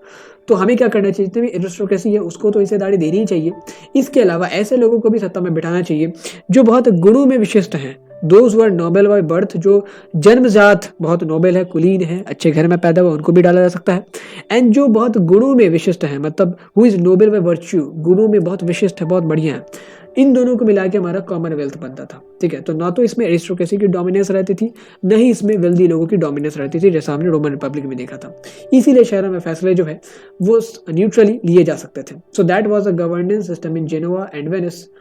अब हमने देख लिया कि रेनेसा की शुरुआत हुई है, या ह्यूमनिज्म फिलॉसफी जो प्रीच किया था उन सब की शुरुआत हुई है इटालियन शहरों के रिवाइवल से। कि इटली के अगर शहर रिवाइव ना हुए होते तो हो सकता है कि हम लोग अभी रेनेसा या ह्यूमनिज्म के बारे में ना पढ़ रहे होते। Now the next concept is, जैसे जैसे इटली के शहर रिवाइव हो रहे थे यहाँ पे यूनिवर्सिटीज स्थापित हो रही थी। एंड बाय द वे सबसे पुरानी यूनिवर्सिटीज यूरोप की इटली में स्थापित की गई है। एंड इन यूनिवर्सिटीज में ओल्ड कैरिकुलम कैसा था उसको देख लेते हैं। एंड रेनेसा जैसे जैसे अप्रोच करते हैं हम लोग, रेनेसा से जैसे जैसे नजदीक आते जाते तो कैसे इसका कैरिकुलम बदला, किन किन लोगों ने पूरे एजुकेशन सिस्टम को बदल कर रख दिया अपने बातों से, अपने इन्फ्लुएंसेस से, उसको एक बार देख लें। तो ओल्ड कैरिकुलम कैसा था, ओल्ड मॉडल कैसा था यूनिवर्सिटी का, उसको आप देख लें। जैसे पैडुआ में बहुत पुरानी यूनिवर्सिटी थी, बोल्गेना जैसा आपने देखा वहाँ भी बहुत पुरानी यूनिवर्सिटी थी। तो इन दोनों जगहों पे लीगल स्टडीज को बहुत ज़्यादा फोकस किया जाता था, कानूनी पढ़ाई बहुत ज़्यादा तफसील से पढ़ाई जाती थी। इसका रीज़न ये था कि ये जितने भी इटालियन शहर थे सारे ट्रेड सिटी थे, कमर्शियल हब थे। एंड कमर्शियल हब में आपको ज़रूरत पड़ती है लॉयर्स की, आपको ज़रूरत पड़ती है अकाउंटेंट्स की, एंड इनको भी bye the way legal knowledge अच्छी खासी चाहिए। आपको ज़रूरत पड़ती है नोटरीज़ की, ठीक है, जो डिस्प्यूट्स में रिजॉल्व कर सके। तो ये जो लॉयर्स एंड नोटरीज इनकी डिमांड के चलते जितने भी यूनिवर्सिटीज़ हैं मेजर, पैडुआ एंड बोल्गना की यूनिवर्सिटी बहुत फेमस थी। When I was in class 10 तो हमारे चैप्टर में एक फिक्शन हुआ करता था पैडुआ के शहर के 2 बच्चों का। बहुत बढ़िया फिक्शन था वो। दोनों फ्रूट्स बेचा करते थे अपनी बहन के इलाज करवाने के लिए। बहुत बहुत बहुत बहुत मार्मिक वो एक रचना थी। तो lawyers and accountants and notary were needed, इसीलिए सारे शहरों में यूनिवर्सिटीज लीगल स्टडीज में फोकस करती थी। Law used to be the main subject matter. धीरे धीरे क्या होता है, लॉ को भी रोमन एम्पायर के कॉन्टेक्स्ट में पढ़ा जाना शुरू किया, क्योंकि जितनी भी चीज़ें पढ़ाई जाती थी सारी रिलीजियस कॉन्टेक्स्ट में पढ़ाई जाती थी। ऐसा नहीं है कि हमें रिलीजन से ज़्यादा दूर जाना है। उस जमाने के लोग ऐसा मानते थे ना कि अगर हम सेकुलर चीज़ें सीखेंगे, लेट्स सपोज हम लोग मैथमेटिक्स सीख रहे हैं या लेट्स सपोज, क्योंकि लॉ तो आपका रिलीजन से रिलेटेड है, ठीक है, ज़्यादातर चीज़ें तो उस ज़माने में लॉ थोड़ी ना कोई संविधान या कोड ऑफ कंडक्ट या पीनल कोड वगैरह आता होगा। जो भी आपका, जैसे इस्लाम में शरिया है, बाइबल को फॉलो करते हैं क्रिश्चियनिटी के फेथ वाले लोग, कैथोलिक फेथ वाले लोग, तो वही लॉ पढ़ते होंगे एंड उस हिसाब से फिर वो प्रोफेशनल बन जाते होंगे। तो ये जो ज़्यादातर स्टडी थी वो रिलीजियस कॉन्टेक्स्ट में कराई जाती थी। धीरे धीरे विद द टाइम जैसे जैसे रेनेसां अप्रोच होता है वैसे वैसे जो स्टडी है ना वो रोमन एम्पायर के फिलोसफर्स जैसे पढ़ते थे। Gradually law was now studied in the context of Roman empire. Roman empire में कैसे थी चीज़ें, उस जमाने में कैसे फैसले लिए जाते थे, ओके। एंड ऐसा इसलिए कराया जाता था कि यूनिवर्सिटी में ज़्यादातर सब्जेक्ट रिलीजियसली इन्फ्लुएंस होकर पढ़ाए जाते थे, बिकॉज उस ज़माने में लोगों को लगता था कि अगर वो नॉन सेकुलर सब्जेक्ट जैसे मैथमेटिक्स हो गया, एस्ट्रोनॉमी हो गया, बायोलॉजी हो गया, ये सब पढ़ेंगे तो वो एंटी रिलीजियस हो जाएंगे, वो गैर धार्मिक हो जाएंगे एंड फिर उनसे जो भगवान है, फिर उनसे जो ईश्वर है वो नाराज़ हो सकते हैं। इसीलिए लोग इन सारे सब्जेक्ट्स को छूते भी नहीं थे। वो केवल रिलीजियस सब्जेक्ट्स एंड इससे एसोसिएटेड जितनी भी चीज़ें उसको पढ़ा करते थे। लेकिन फिर हमारे पास एक बहुत बड़े फिलोसफर आते हैं, पोएट हैं ओरिजिनली, फिलोसफर भी आप कह सकते हैं, the father of renaissance, the father of humanism. बहुत सारे लोग ह्यूमैनिज्म के फादर मानते हैं, इनको रेनेसां का भी पिता मानते हैं। This was Petrarch. तो पेट्रार्क जो थे हमारे एक पोएट थे, नाम है इनका फ्रांसिस्को पेट्रार्का। ये क्या कहते हैं, ये बहुत बढ़िया बात कहते हैं। फ्लोरेंस शहर से थे ये, पोएट थे एंड इनको लॉर्डेड पोएट की उपाधि मिली थी। तो बहुत ज़्यादा इनको सम्मानित किया गया था। बहुत सम्मानित पोएट थे, बहुत इन्फ्लुएंशियल फिगर थे।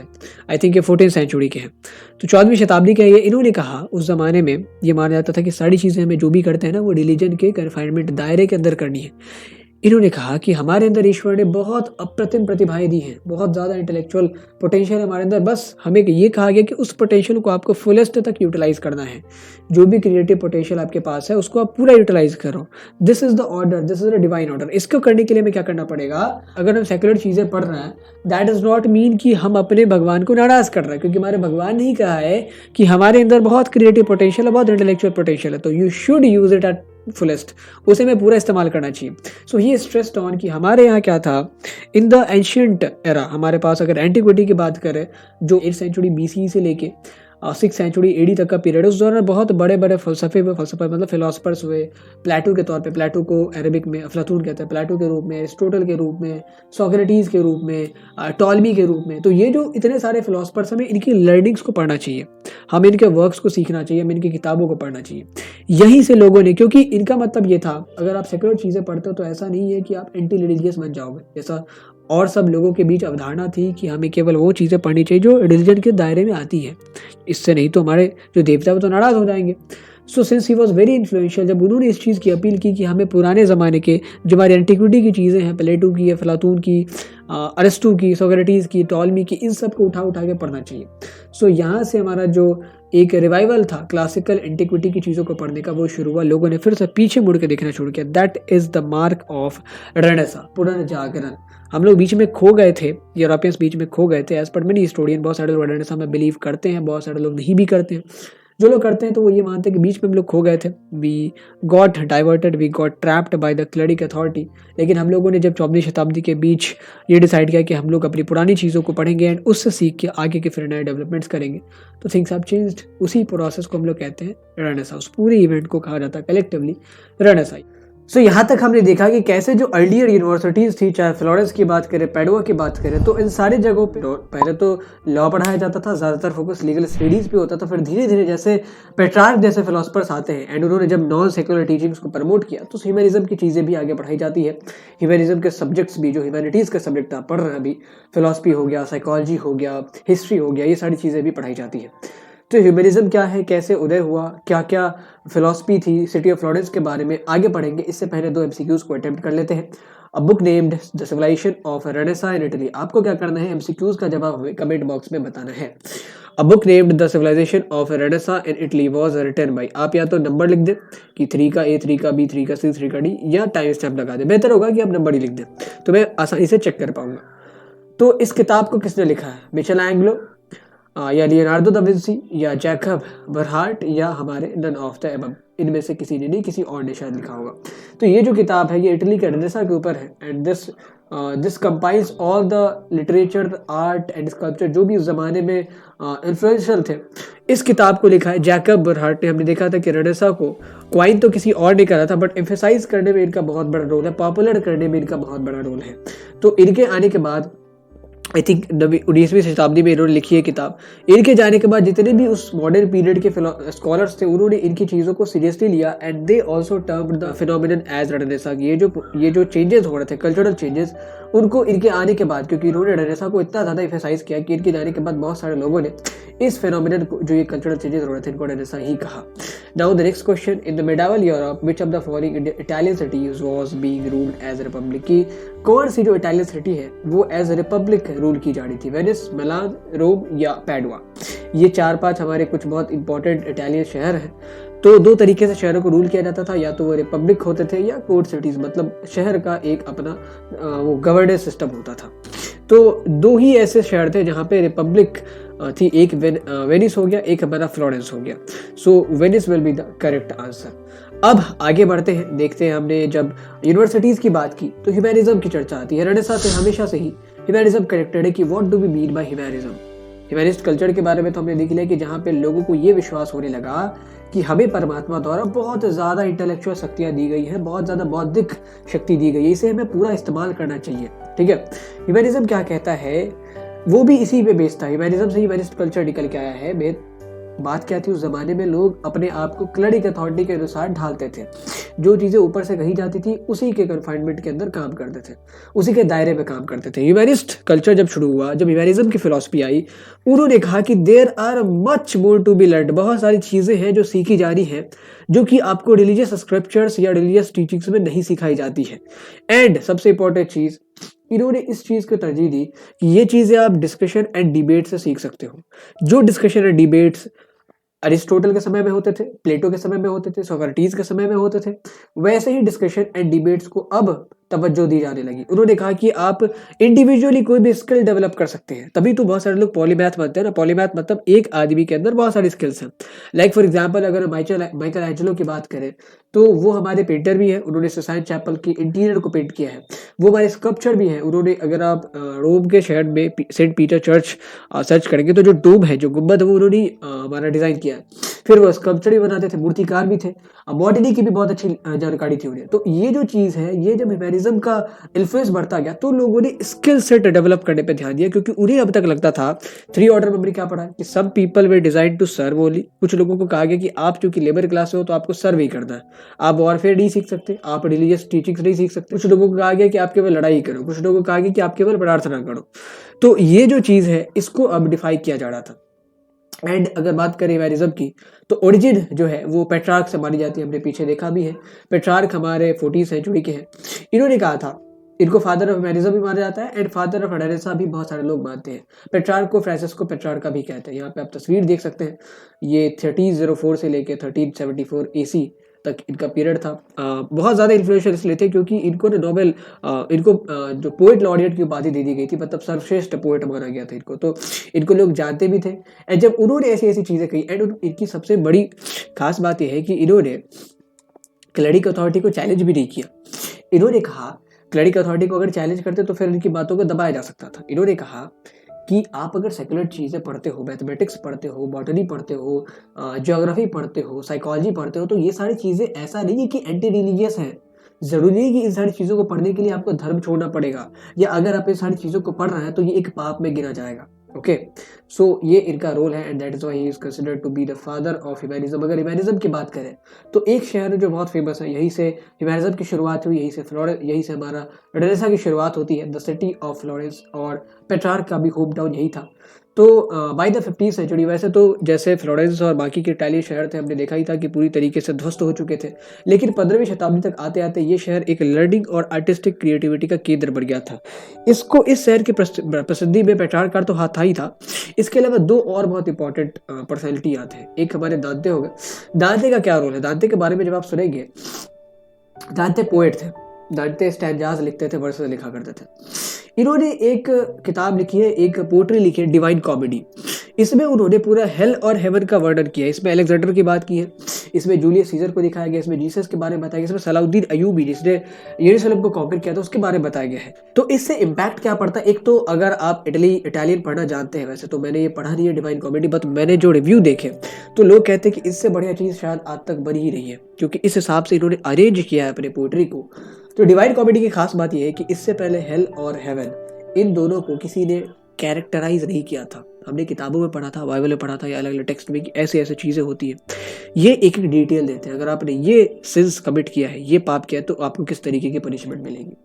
तो ये जो चीज़ें बहुत इम्पैक्ट करती है दांते। एंड एक हमारे थे जेटो भी, ये दोनों आप कंटेम्प्रेरी मान लें, देखें जन्म भी आसपास ही हुआ 1265 में इनका, 1267 में इनका। तो जेटो हमारे इटालियन आर्टिस्ट है। एंड खास क्यों है? क्योंकि इनकी जो पेंटिंग्स है वो बहुत वाइब्रेंट होती थी। ये जो मिडिल एज है ना हमारा, मिडिल एज के बारे में हमने पिछले चैप्टर में डिस्कस भी करा। 5th से 15th सेंचुरी तक यूरोपियंस मानते हैं कि हमारा मिडिल एज था। इसी में डार्क एज भी आता है, अर्ली मिडिल एज और लेटर मिडिल एज। ये प्रिडाइशन अगले स्लाइड में देखने वाले हैं। तो इस दौरान पेंटिंग्स खत्म हो चुकी थी एंड स्कल्पचर मेकिंग लगभग खत्म हो चुकी थी। तो अब इसको फिर से जीवंत किया जा रहा था। इसमें इनका बहुत बड़ा रोल था। एक फेमस क्रिएशन भी इनका चाइल्ड जीसस, जिसमें मैरी जो है जीसस को गोद में लेके बैठी है, तो वो भी पेंटिंग आपके सामने स्क्रीन पे आ रही होगी। So these two were very influential personality from Florence apart from Petrarch तो थे ही थे। इनके अलावा इन दोनों का भी बहुत कंट्रीब्यूशन है। एंड इसके कारण क्या हुआ, फ्लोरेंस एक city of excellence, city of learning and artistic creativity बन के उभरा। एंड इसको फिर हम कहते हैं बर्थ ऑफ रेनेसां भी फ्लोरेंस से ही हुआ था। अब बात हम जब डार्क एज की करी तो थोड़ा सा पीरियडाइजेशन समझ लेते हैं कि डार्क एज का मतलब क्या होता है। डार्क एज कैसे इन्होंने कह दिया कि अंधेरा, कोई ऐसा तो नहीं था कि प्रकाश वगैरह नहीं होता, तो किसका इसका मतलब क्या होता है? What do we mean by dark as?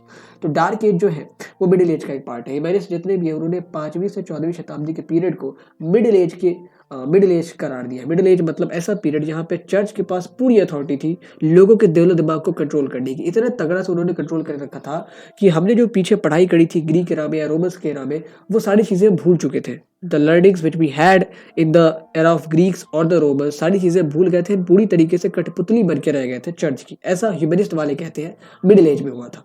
अब पीरियडाइजेशन आप देख लें तो 5 से 14वीं शताब्दी तक पूरा का पूरा मिडिल एज है। उसमें से 5 से 9वीं शताब्दी तक तो डार्क एज है। कुछ भी नहीं हो रहा। डार्क एज आपने देखा है वेस्टर्न रोमन एम्पायर और पूरा का पूरा जो फ्रैंक्स कैप्चर करेंगे यूरोप को, इसके बीच का पीरियड है। ठीक है, तो इस दौरान कुछ भी इन्वेंशन वगैरह कुछ भी नहीं हो रही थी। इवन जो जर्मेनिक ट्राइब्स है वो आपस में खून खराब ही कर रहा है। 9 से 11वीं शताब्दी के बीच थोड़ी थोड़ी चीज़ें सुधरती है। हमने 3 ऑर्डर में देखा था, फ्यूडलिज्म फिर आएगा। एंड देन फिर 11 से 14th सेंचुरी में कैथेड्रल्स वगैरह बनवाए जाएंगे। एक हमारा 4th ऑर्डर उभर के आएगा। टाउन्स अब धीरे धीरे रिसरेक्ट होंगे, खड़े होंगे वापस से। एंड ट्रेड छोटा मोटा बनेगा। फिर जो हमारा वैसालेज बेस्ड रिलेशनशिप थी वो अब मनी बेस्ड बनेगी, क्योंकि अब मुद्रा का चलन होने लगा था। तो ये हमारा अर्ली मिडिल एज और लेट मिडिल एज है। ह्यूमनिस्ट ऐसा मानते हैं कि डार्क एज की शुरुआत होगी जब भी वेस्टर्न रोमन एम्पायर जो है कोलैप्स किया उसके बाद से, क्योंकि इसके बाद जर्मनिक ट्राइब्स आती हैं एंड उन्होंने फिर अपने हिसाब से कॉन्कर करके पूरी चीज़ों को निस्तानाबूद कर दिया। बहुत सारे लोग जो है ऐसा भी मानते हैं कि 14वीं शताब्दी के बीच जो उसके बाद जो हमारी 15वीं शताब्दी से मॉडर्न एज की शुरुआत हो गई। मतलब 14वीं शताब्दी के एंड में जब 15वीं शताब्दी हम शुरू करते हैं वहाँ से मॉडर्न एज की शुरुआत होगी। And that was marked by the birth of renaissance. Renaissance के आने से मॉडर्न एज की शुरुआत हुई। हम लोग आर्ट पे जाते हैं, हम लोग लिटरेचर पे जाते हैं, इनोवेशंस पे जाते हैं, बॉटनी पढ़ते हैं, ज्योग्राफी पढ़ते हैं, एस्ट्रोनॉमी पढ़ते हैं, बहुत सारी चीज़ें करते हैं। मतलब हमने अपने आप को, अपने मेंटल कंट्रोल को चर्च के हाथों में ना देके इंडिविजुअल खुद को, अपने आप को कंट्रोल किया। And then we excelled toward skills, कि हमें अब स्किल्स सीखने, अलग अलग चीज़ों को सीखना। बिकॉज पेट्रार्क ने क्या कहा था कि आप नॉन सेक्युलर चीज़ें सीख सकते हो विदाउट बीइंग एंटी रिलीजियस। तो ये सारी चीज़ें हैं। पीरियडाइजेशन आप याद रखिएगा। एंड एक चीज़ आप और याद रखें कि जो ये सारे तो मॉडर्न हमारे उस ज़माने के जो हमारे ह्यूमैनिस्ट है उन्होंने इस पीरियडाइजेशन को बताया है। अभी के जो फिलोसफर्स हैं, अभी के जो स्कॉलर्स हैं 19वीं शताब्दी के बाद, वो इस बात पे एग्री नहीं करते कि कोई मिडिल एज था, कोई डार्क एज था, ठीक है। लेकिन उस ज़माने के जितने भी ह्यूमैनिस्ट थे उन सब का मानना था कि डार्क एज एग्जिस्ट करता है, 5वीं से 9वीं शताब्दी के बीच कुछ भी नहीं हुआ। बहुत सारे अभी क्रिटिक भी आ चुके हैं इस पीरियडाइजेशन के, बहुत सारे क्रिटिक रेनेसा के भी है, बहुत सारे लोग कहते हैं कि रेनेसा हुआ भी नहीं था, आप जैसा सोचते हैं, तो उसके बारे में लास्ट में हम लोग कंक्लूजन में डिस्कशन करने वाले हैं। सो that was a periodisation of medieval era. अब आगे बढ़ने से पहले क्विज को अटेम्प्ट कर लेते हैं। अगेन आपको क्या करना है, कमेंट बॉक्स में नंबर लिख के तब अपना जवाब दे दे, या टाइम स्टैम्प डाल के अपना जवाब दे दे। Who among the following is the author of Divine Comedy? Divine Comedy के ऑथर कौन है? Petrarch, Martin Luther. Martin Luther का भी बहुत बड़ा रोल है। कार्डिनल थॉमस या दांते एलिगियरी। हमने देखा है डिवाइन कॉमेडी भी क्या था, हेल और हेवन दोनों को कैरेक्टराइज करा गया था, चित्रित करा गया था कि कैसा होता है वहाँ पे। अलेक्जेंडर वहाँ बैठे हुए हैं, जीसस बैठे हुए हैं वहाँ पे, हमारे जूलियस सीजर बैठे हुए हैं, मार्कस ऑरेलियस बैठे हुए, सलाउद्दीन अय्यूबी बैठे हुए हैं। एंड सबको अपने अपने सिंस के हिसाब से, सबको अपने अपने वर्च्यू के हिसाब से रिवॉर्ड मिल रहा है। अगर किसी ने बढ़िया काम किया उसको रिवॉर्ड मिल रहा है, किसी ने खराब काम किया तो उसको पनिशमेंट मिल रही है। सो इस किताब को लिखा था दांते ने, एंड दिस रिवॉल्यूशनाइज्ड द सिस्टम, क्योंकि अब उनके पास किताब था, वो देख सकते थे कि कैसी चीज़ें होती हैं, ठीक है।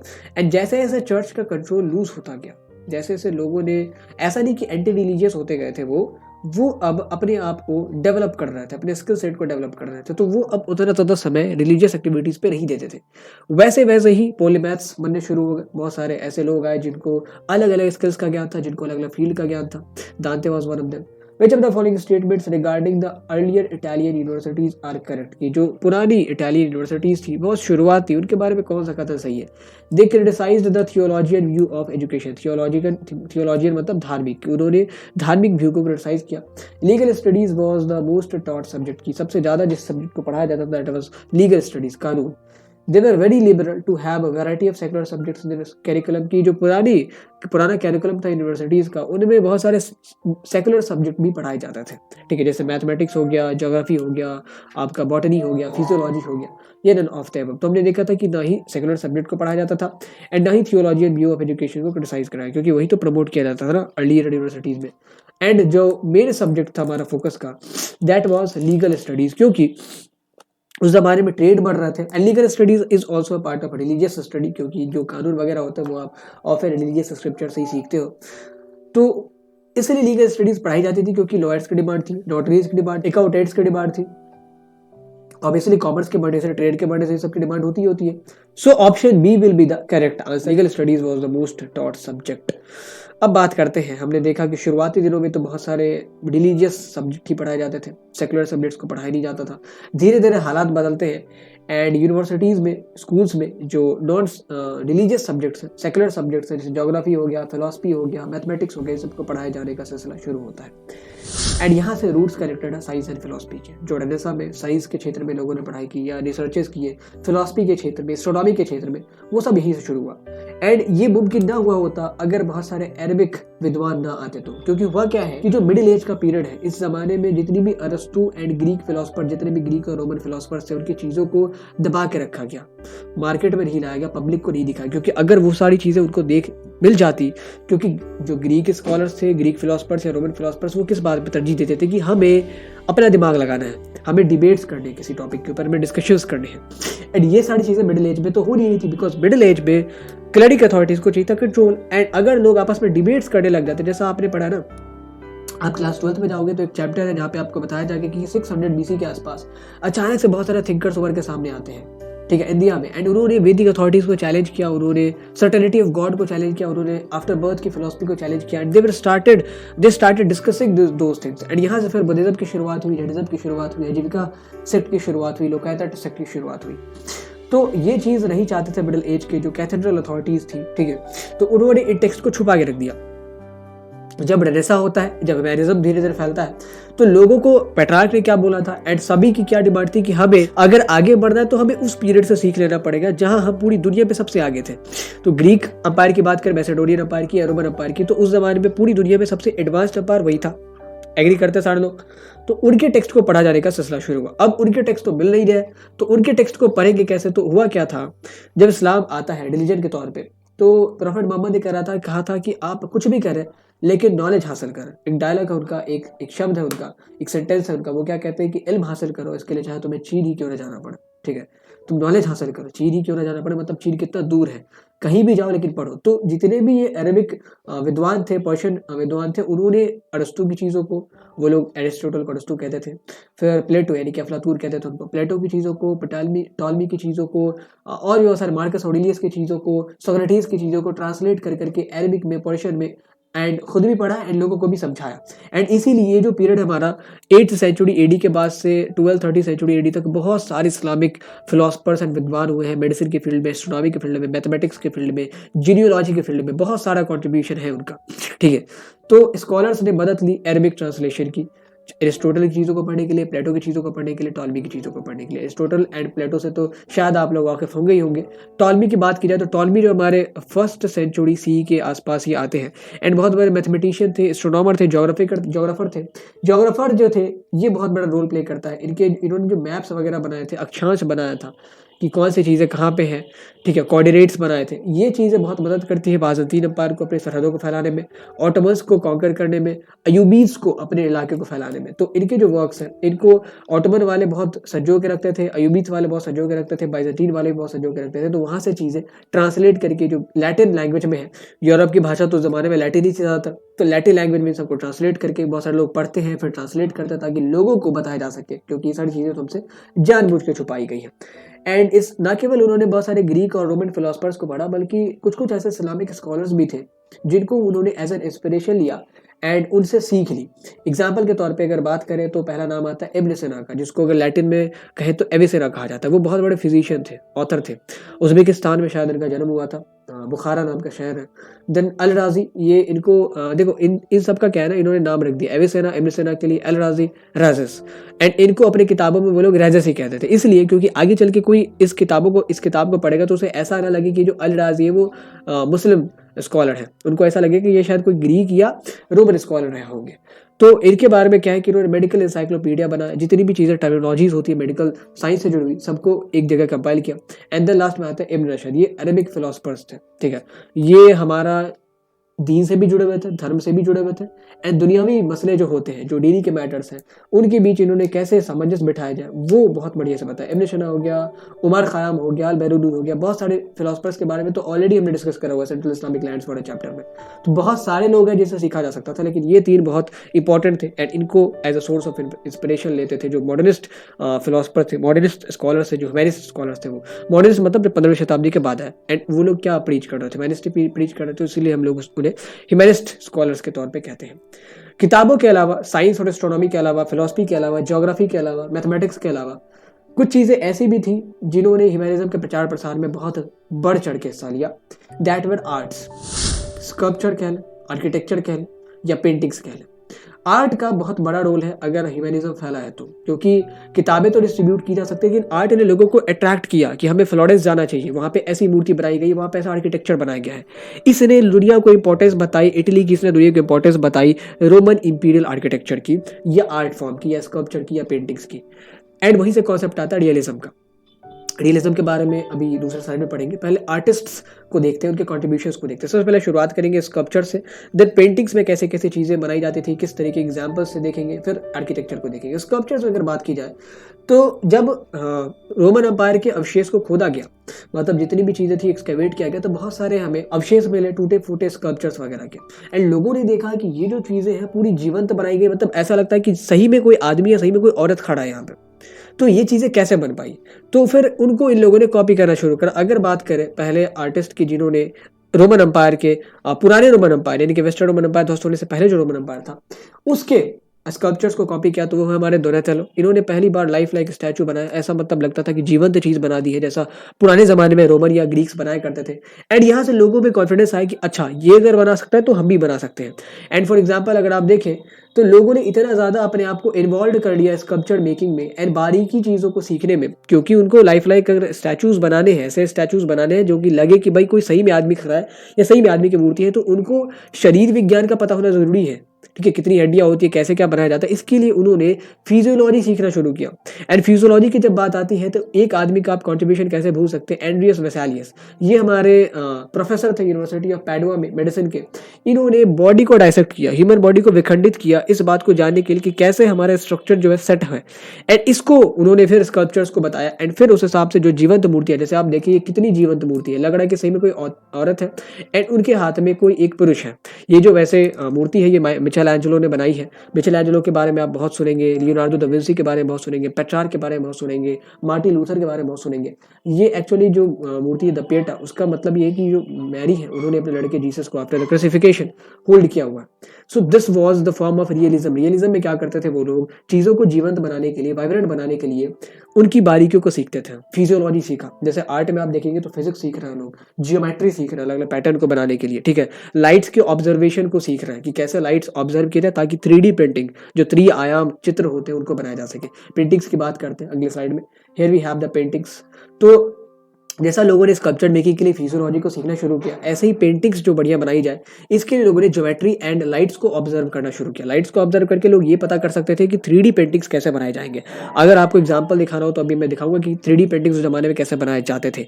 बहुत सारे पेंटर थे, लाइक ज्योरन हो गया, मिचेल एंजेलो हो गए, लियोनार्डो दा विंसी बहुत फेमस थे 3D पेंटिंग्स बनाने के लिए। एंड पेंटिंग्स के रिचनेस को बढ़ाने के लिए, शाइन को बढ़ाने के लिए ऑयल्स का भी इस्तेमाल करता था। तो ऑयल पेंटिंग भी बहुत ज़्यादा प्रचलित हो चुकी थी।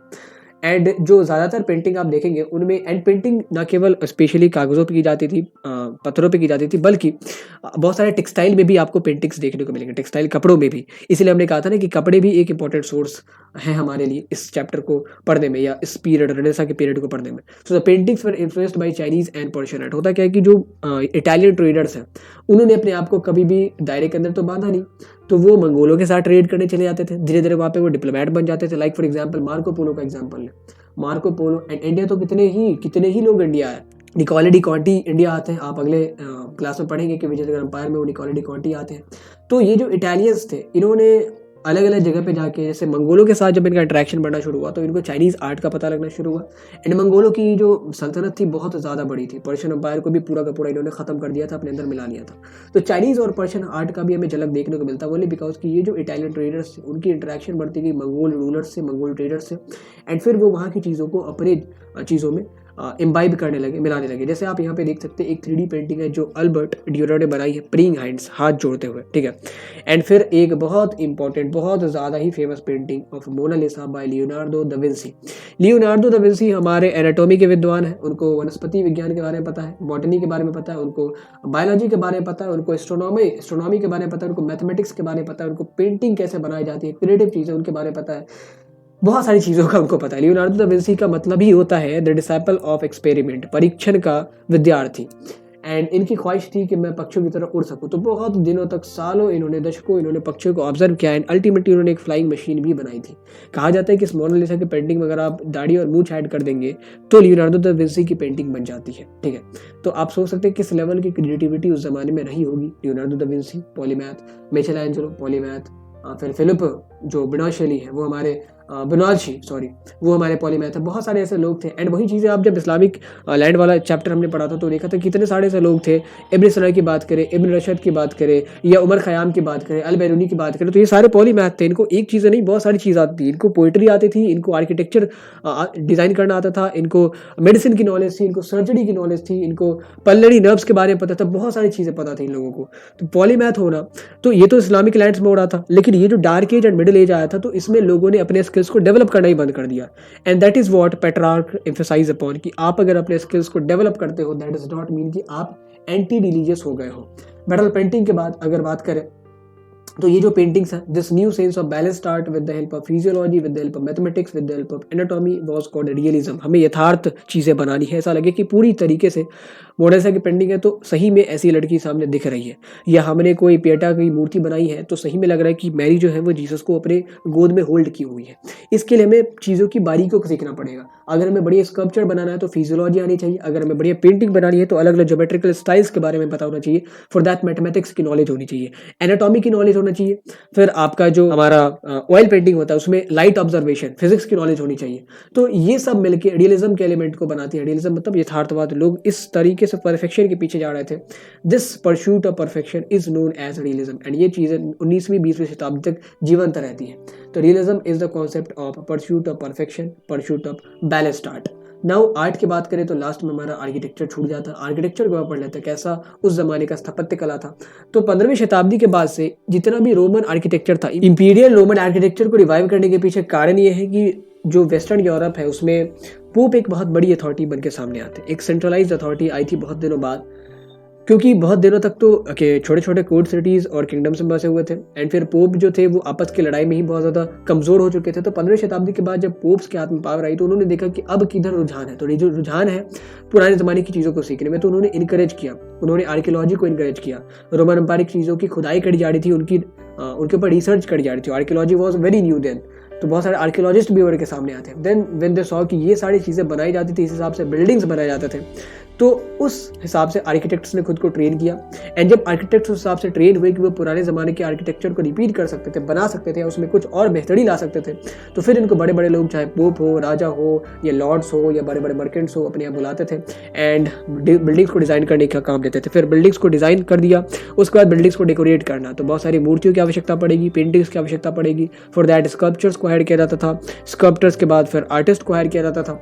And in the modern era many people were polymath, बहुत सारे लोग ऐसे थे जो आर्किटेक्चर भी एक साथ कर सकते थे, पेंटिंग भी कर सकते थे, मूर्ति कला का भी उनको ज्ञान था। जैसे एग्जांपल के तौर पे अगर माइकल एंजेलो की बात करें तो ये आर्टिस्ट भी थे, मूर्तिकार भी थे, ये हमारे आर्किटेक्ट भी थे, वास्तुकार भी थे।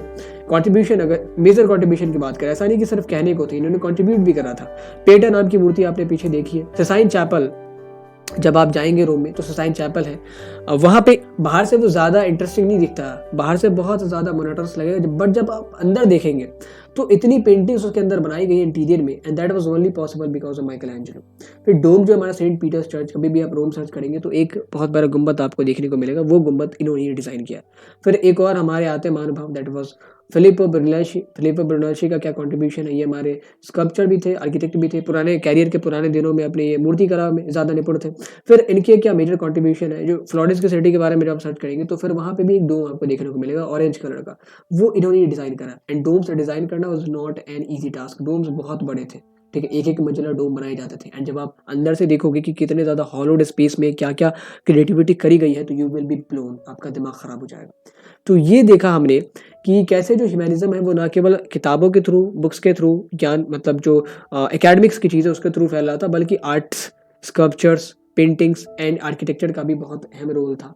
एंड बहुत सारे ऐसे पॉलीमैथ्स भी थे, पॉलीमैथ मतलब ऐसे लोग भी थे जिनको अलग अलग डिसिप्लिन में ट्रेनिंग मिली हुई थी, जिन्होंने बहुत सारी चीज़ों को सीखा हुआ था। They could design buildings, they could do paintings, they could make sculptures, वो एनाटॉमी के विद्वान थे, वो बायोलॉजी जानते थे, वो फिजियोलॉजी जानते थे। सो दैट वॉज द शुरुआत ऑफ रेनेसा। इस तरीके से रेनेसा की शुरुआत होती है, इन सारे लोगों की वजह से ही ये इतना ज़्यादा व्यापक हो पाया। अब रेनेसा की शुरुआत में जितना रोल आर्किटेक्चर, आर्ट, पेंटिंग्स का है, हमारे साइंस की नॉलेज का है, हमारे एस्ट्रोनॉमी की नॉलेज का है, वो सारी चीज़ें धड़ी की धड़ी रह जाती अगर प्रिंटिंग का आविष्कार ना किया गया होता। बहुत सारे इतिहासकार ऐसा मानते हैं कि रेनेसा जैसी फिलॉसफी, रेनेसा जैसा जो थ्योरी है, वो ऐसा नहीं कि यूरोप में पहली बार आई थी, इससे पहले भी बहुत सारे रिवॉल्यूशनरी थ्योरी आई थी, बट वो लिमिटेड रह गई क्योंकि उसकी रीच ज़्यादा नहीं बढ़ी। लेकिन भगवान की दया से क्या होता है, fortunately by the gods grace, जिस ज़माने में ये रेनेसा की शुरुआत हुई थी, लोग अलग अलग पेंटिंग्स बना रहे हैं, उमर खयाम की चीज़ों को पढ़ रहा है, इब्न सिना की चीज़ों को पढ़ रहा है, एरिस्टोटल की चीज़ों को पढ़ रहा है, प्लेटो की चीज़ों को पढ़ रहा है, एंड उनके ऊपर कमेंट्री लिख रहा है। अब उनको छापा भी जा सकता था, मतलब अगर आपने कोई चीज़ एक लिखी है तो उसके साल में 100-150 कॉपीज़ बनाए जा सकते थे, उनको डिस्ट्रीब्यूट करा जा सकता था, लोग उनको खरीदते थे। अब लोगों के हाथों में बुक्स आने शुरू हुए। इससे पहले बुक्स नहीं होते थे, लोगों को पढ़ाया जाता था, वो नोट्स तैयार करते थे, उनको पढ़ते थे। तो बुक रीडिंग की हैबिट यहाँ से शुरू हुई, लोगों ने बुक्स को एज ए कम्युनिटी लेना शुरू किया। एंड सबसे इंपॉर्टेंट चीज़ कि ये जितनी भी ज्ञान है, जितनी भी नॉलेज है रेनेसां पीरियड की, वो डिस्ट्रीब्यूट हो पाई। तभी तो रेनेसां इटली से फैल के फ्रांस जाता है, फ्रांस से इंग्लैंड, इंग्लैंड से नॉर्दर्न यूरोप तक फैलता है।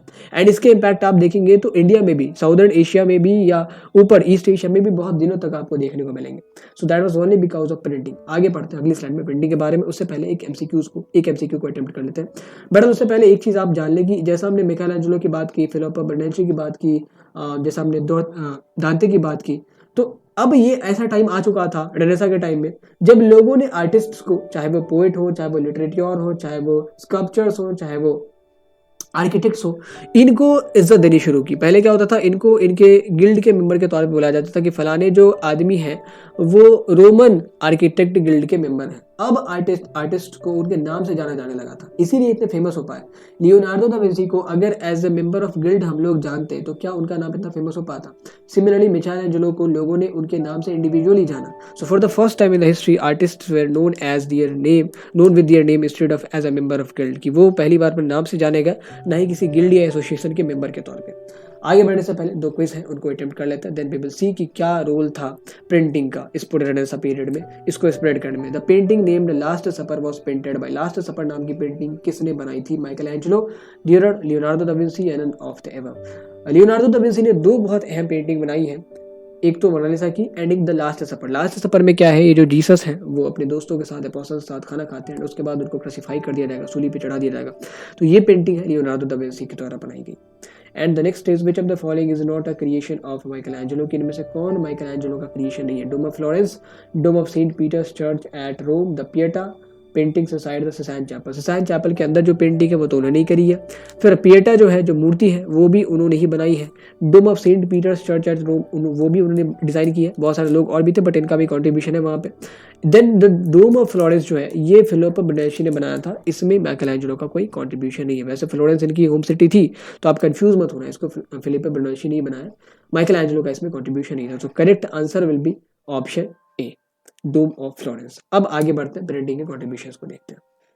तो अब देखते हैं कि कैसे ह्यूमैनिज्म के प्रचार प्रसार में, रेनेसां के प्रचार प्रसार में प्रिंटिंग का क्या रोल। प्रिंटिंग को शुरुआत से पढ़ते हैं, जो छपाई की कला है वो कहाँ से आई एंड कैसे ये फॉर्मल बन गई, मतलब ऑफिशियली अब चीज़ों को प्रिंट किया जा सकता था। The main reason behind the spirit of humanism beyond Italy was circulation of books. अगर किताबें नहीं सर्कुलेट हो पाती तो ह्यूमनिज्म और रेनेसां इटली और आसपास के क्षेत्रों तक ही सीमित रह जाता, क्योंकि हम स्कल्पचर्स को इटली से चाइना नहीं भेज सकते, या पेंटिंग्स को इटली से चाइना नहीं भेज सकते। सबके हाथों में पेंटिंग्स या स्कल्पचर्स नहीं आ सकते, किताबें आ सकती हैं, इन्फॉर्मेशन आ सकते हैं, and that only made possible because of printing. कुछ कारण थे जिनकी वजह से यूरोप में प्रिंटिंग प्रेस स्थापित हो पाया। 2 कारण है बेसिकली। चाइना में ऑलरेडी प्रिंटिंग की टेक्नोलॉजी होती थी, वुड ब्लॉक्स करके वो लोग प्रिंट करते थे। एंड जब यूरोपियंस का इंटरेक्शन हुआ, क्योंकि हमने देखा था ना कि मंगोल रूलर्स क्या करते हैं, सिल्क रूट खोल देते हैं। बहुत दिनों तक बंद था, सिल्क रूट जब खोल दिया तो बाज़ंतीन के थ्रू ट्रेड शुरू हो गया, सेंट्रल एशिया, चाइना और यूरोप का एंड नॉर्थ अफ्रीका का, ठीक है। तो इससे यूरोपियन ट्रेडर्स ट्रैवल बहुत करते थे, they always explored as much as African traders या एशियन की बात करें, यूरोप इज ऑलवेज ट्रैवल्ड। तो ये जब मंगोल रूलर से मिलने जाते थे, मंगोलों का जो बेस था, 4-5 खानेट बने हुए थे, तो चाइना में भी था इनका एक। तो चाइना वो जो टेक्नोलॉजी थी, प्रिंटिंग की टेक्नोलॉजी, वहाँ से वो सीखते हैं। वैसे बहुत सारी चीज़ें इनको चाइना से मिली, लाइक कंपास बनाना चाइना से मिला, फिर फायर आर्म्स बनाना, जो बंदूकें हैं वो भी इनको वहाँ से चाइना से ही मिलता है। सो ये सारी चीज़ें हुई एंड ऑफिशियली जो एक जर्मन पर्सनालिटी थी, जोहानिस गुटेनबर्ग, बहुत इंटरेस्टिंग स्टोरी है, इनको ना एग्जाइल में डाल दिया गया था। इनके एग्जाइल मतलब इनको देश निकाल दे दिया गया था जर्मन गवर्नमेंट की तरफ से। तो ये फुर्सत में थे, इन्होंने सोचा कि अब कुछ एक्सपेरिमेंट वगैरह किया जाए। तो फिर ये उस ज़माने में बहुत सारे ट्रैवलर्स आते थे ये बताने वो बताने, तो कहीं से पता चला कि अच्छा प्रिंटिंग वगैरह पॉसिबल है। तो ये फिर प्रिंटिंग प्रेस बनाते हैं पहला 15th सेंचुरी में, आई थिंक 1440 के आसपास या 1450 के आसपास। Here we have Johannes Gutenberg and only because of printing हम लोग बुक छाप सकते थे। अब 1450 के बाद क्या हुआ कि 150 से ज़्यादा बाइबल्स एक बार में, एक साल में छापे जा सकते थे। पहले एक साल में किसी एक आदमी को बोला जाए तो एक बाइबल लिख पाता था, वो हस्तलिखित होती थी चीज़ें, मैन्युस्क्रिप्ट्स होती थी। अब प्रिंटिंग के आने से सबके हाथों में किताबें बिकने लगी, किताबें बिकने लगी तो लोग खरीदने लगे, ठीक है। एंड सबके हाथों में जब किताबें आने लगी, दैट मीन्स लोगों की रीडिंग हैबिट बिल्ड होती है। This made possible the distribution of books across the globe. And इस तरीके से प्रिंटिंग ने बुक्स को डिस्ट्रीब्यूट करा अलग अलग देश के, अलग अलग दुनिया के कोनों में। एंड ये जो ह्यूमैनिज्म है, ये जो रेनेसां है, ये खास तौर पे इटली और उसके बियॉन्ड जा सका। पहले इटली तक ही सब्जेक्ट था, इसके बाद यूरोप और अन्य क्षेत्रों में, नॉर्दर्न यूरोप हो गया, सेंट्रल यूरोप हो गया, इंग्लैंड हो गया, इन सब जगहों पे पहुंचता है। तो ह्यूमैनिज्म एंड रेनेसां के स्प्रेड के पीछे printing has a lot of role. अब बात करते हैं, जैसे रेनेसां लोगों तक पहुंच रहा था, जैसे ह्यूमैनिज्म की थ्योरी लोगों को पता चल रही थी, अभी तक क्या था, पूरे यूरोप में, वेस्टर्न यूरोप में क्लरिक्स कंट्रोल ज़्यादा था। ह्यूमन बींग्स को बताया जाता था कि वो किस तरीके से बिहेव करें। मैंने आपको कहा था ना कि 3 ऑर्डर में क्या था, सम पीपल वेयर सेड कि आप पूजा पाठ करेंगे, प्रीस्ट होगा। कुछ लोगों की जिम्मेदारी थी कि आप लड़ाइयाँ करेंगे, आप लॉर्ड हो गए या आप नाइट्स हो गए। कुछ लोगों की जिम्मेदारी थी कि आप सेवा करेंगे, आप सर्व्स हो गए, गुलाम हो गए, पीजेंट हो गए, विंडमिल वर्कर्स हो गए, बच्चे भी काम करते थे, महिलाएं भी काम करती थी मिलों में। लेकिन अब जो ये अवधारणा है ह्यूमन बीइंग की, मानवों की, वो बदलनी शुरू होगी। इससे हुआ क्या, पहले के टाइम में क्या होता था, इस पूरे पीरियड में 5वीं से लेके 14वीं शताब्दी तक, एंड 5वीं से 14वीं, अगर टू बी प्रिसाइज 9वीं से 14वीं शताब्दी तक क्या होता है कि चर्च का ज़्यादा कंट्रोल था। तो everything, every decision of human was directly और indirectly controlled by the religious authorities. जैसे हमने देखा था ना कि जो हायरार्की उसमें सबसे ऊपर कौन थे, प्रीस्ट। सबसे ऊपर कौन थे, प्रीस्ट और क्लरिक्स। देन हमारे आते थे नोबिलिटी के लोग, देन हमारे नीचे आते थे वर्किंग क्लासेस। तो सबसे ऊपर जब वही लोग हैं तो वो सारे के सारे डिसीजंस को इन्फ्लुएंस करते थे, इनडायरेक्टली और डायरेक्टली भी। लेकिन जैसे जैसे ह्यूमनिज्म का दौर बढ़ता, ह्यूमनिज्म जैसे जैसे प्रसारित होता है, तो दो फिलोसफर थे, फ्रांसिस्को बारबोरा एंड लोरेंजो वाला। माना क्या जाता था कि लोग जैसा एक गुलाम है, ठीक है, वो क्यों नहीं पेंटिंग कर सकता, या वो क्यों नहीं स्कल्पचर मेकिंग सीख सकता, मूर्तिकला सीख सकता, क्योंकि ऐसा करना उसके लिए एंटी रिलीजियस होगा। वो अगर ऐसा सोचे कि मैं पेंटिंग बना के बेच के कुछ पैसे कमाऊंगा एंड उससे मैं घर बनाऊंगा, तो वो मटेरियलिज्म हो गया। एंड मटेरियलिस्टिक होना, दैट इज एंटी रिलीजियस होना। इस चीज़ को फ्रांसिस्को बारबारो एंड लोरेंजो वाला जैसे जो ह्यूमनिस्ट थे, वो इस चीज़ को डिफाई करते हैं कि अगर आप मटेरियलिस्ट हैं, अगर आप प्लेजर को सीख करते हैं, दैट डज नॉट मीन कि आप एंटी रिलीजियस हो गए। ऐसा कहीं नहीं दिया हुआ है। आप पैसे कमा सकते हैं, one should strive for wealth, wealth is a virtue, wealth का एक्विजिशन एक गुण है। तो लेकिन यहाँ पे एक चीज़ और भी थी कि जो दुनिया में अचीवमेंट्स है वो वेल्थ के परे भी हैं। हमें ऐसा नहीं सोचना चाहिए कि केवल वेल्थ तक ही खुद को कन्फाइन कर लें। The human world and the achievement of humans can be way beyond the wealth accumulation. धन संचय से बहुत ज़्यादा भी हम लोग आगे जा सकते हैं। So people started accepting that human are many sided, they are capable of making decisions, they are capable of accumulation of wealth. इसके अलावा वो एक्यूमुलेशन ऑफ वेल्थ के बियॉन्ड भी बहुत सारी चीज़ें कर सकते हैं। And they are capable of shaping their own lives. जो चीज़ें अगर आपने मिडिल एज में पढ़ा होगा, खासतौर पर 9वीं से 14वीं शताब्दी के बीच, तो ये जो टास्क है कि कौन क्या करेगा, that was assigned by the religious authorities कि आपने यहाँ जन्म लिया, आपको ये करना पड़ेगा। In the middle age it was believed that a person is meant for doing a particular task, कि गुलाम है तो वो सेवा ही कर सकता है, वो खेती ही कर सकता है, वो पेंटिंग नहीं कर सकता, वो मूर्ति नहीं बना सकता, वो लड़ाइयाँ नहीं कर सकता। So that is the scenario कि किस तरीके से हमारा जो ह्यूमन नोशंस है, अवधारणा है पुरुषों को लेके, पुरुषों मतलब मानवों को लेके, पुरुष प्लस महिलाएं दोनों को लेके बदल रही थी। जब महिलाओं की बात आती है तो ये बात भी बहुत लाजिम हो जाती है समझनी कि महिलाओं की क्या अवस्था थी, महिलाओं की क्या पोजीशन थी। क्योंकि वैसे तो हमने अभी तक रणसा को लेकर बहुत बढ़िया बढ़िया चीज़ें पढ़ी है कि रणसा में ये हुआ, सारी चीज़ें लिबरल होती जा रही थी, ठीक है, लोगों को पढ़ने का एक्सेस मिल रहा था, लोग अब सेकुलर सब्जेक्ट्स पढ़ रहे थे, लोग अब विद्वान हो रहे थे। तो सबको लगता होगा कि महिलाओं की स्थिति में सुधार आया होगा। बट महिलाओं की स्थिति में सुधार आया या नहीं आया, उसको जानने के लिए हमें दो हिस्सों में महिलाओं को बांटना पड़ेगा। एक कुलीन वर्ग से जो महिलाएं आती थी उनको, एंड दूसरे हिस्से में पढ़ेंगे जो महिलाएं मर्केंट फैमिली से, बिजनेस फैमिली से आती थी, छोटे छोटे दुकानदारों की वाइफ थी, उनको देखेंगे। एरिस्टोक्रेटिक फैमिली में जो पुरुष थे वो डोमिनेट करते थे, पब्लिक लाइफ भी और घर के डिसीजन मेकर भी वही थे। पब्लिक लाइफ मतलब क्या हो गया, जैसे पब्लिक लाइफ मतलब आप गवर्नमेंट में काम करते हो, आप एकेडमिक्स यानी कि यूनिवर्सिटी वगैरह में प्रोफेसर हो, आप रिलीजियस अथॉरिटी के तौर पे काम करते हो। So main dominated the public life. Aristocratic महिलाएं ना तो गवर्नमेंट में पार्ट लेती थी, ना ही एडमिनिस्ट्रेशन में पार्ट लेती थी, ना ही रिलीजियस अथॉरिटीज बन के कहीं पे जाती थी, एंड ना ही एकेडमिक्स में पार्ट लेती थी। एंड जो भी कॉलेजेस एंड यूनिवर्सिटीज़ की बात अभी तक हमने करी है, उन सब में केवल पुरुषों को ही पढ़ाया जाता था, महिलाओं को कोई शिक्षा की वहाँ पे व्यवस्था नहीं थी। Marriages intended to strengthen business alliance. Marriages जो है ना डॉरी पे की लिए जाते थे, मतलब धन धान्य, वो अगर हमने शादी की है तो हम लड़की वालों से डॉरी लेंगे। एंड बहुत बार ऐसा होता था कि अगर सफिशिएंट डॉरी नहीं मिली है लड़के को तो वो फिर छोड़ देता था, एंड फिर उस महिला को कॉन्वेंट में नन के तौर पर रहना पड़ता है। नन मतलब ब्रह्मचार्य, अखंड ब्रह्मचार्य। अब वो बन चुकी है, वो शादी वगैरह नहीं कर सकती। So marriages intended to strengthen business alliance. हमें पैसा चाहिए इसलिए हम लोग शादी करता। Public life of women was limited, very limited. हमने देखा था कि men dominated the public life, and उनको केवल हाउस होल्ड के कीपर के तौर पर रखा जाता था। कीपर, आप देखभाल करें, डिसीजन कौन लेगा हाउस होल्ड का, वो पुरुष ही लेगा, देखभाल बस आप करें। ये हमारी रही एरिस्टोक्रेटिक फैमिलीज की बात, कुलीन वर्ग के लोगों की, बड़े लोगों की बात। अब है फैमिलीज ऑफ मर्केट्स, जो शॉपकीपर्स होते थे, जो दुकानदार होते थे, छोटे छोटे सौदागर होते थे, उनकी फैमिली में क्या स्थिति थी। तो महिलाएं अक्सर देखा गया है कि उन्होंने अपने हस्बैंड्स की मदद की है दुकानों में सामानों को बेचने में। एंड जब वो काम पे बिजी रहते थे उनके पुरुष, तो वो फिर अपने दुकानों को संभालती भी थी, बिजनेस को संभालती भी थी। ये चीज़ एरिस्टोक्रेटिक फैमिली में नहीं थी।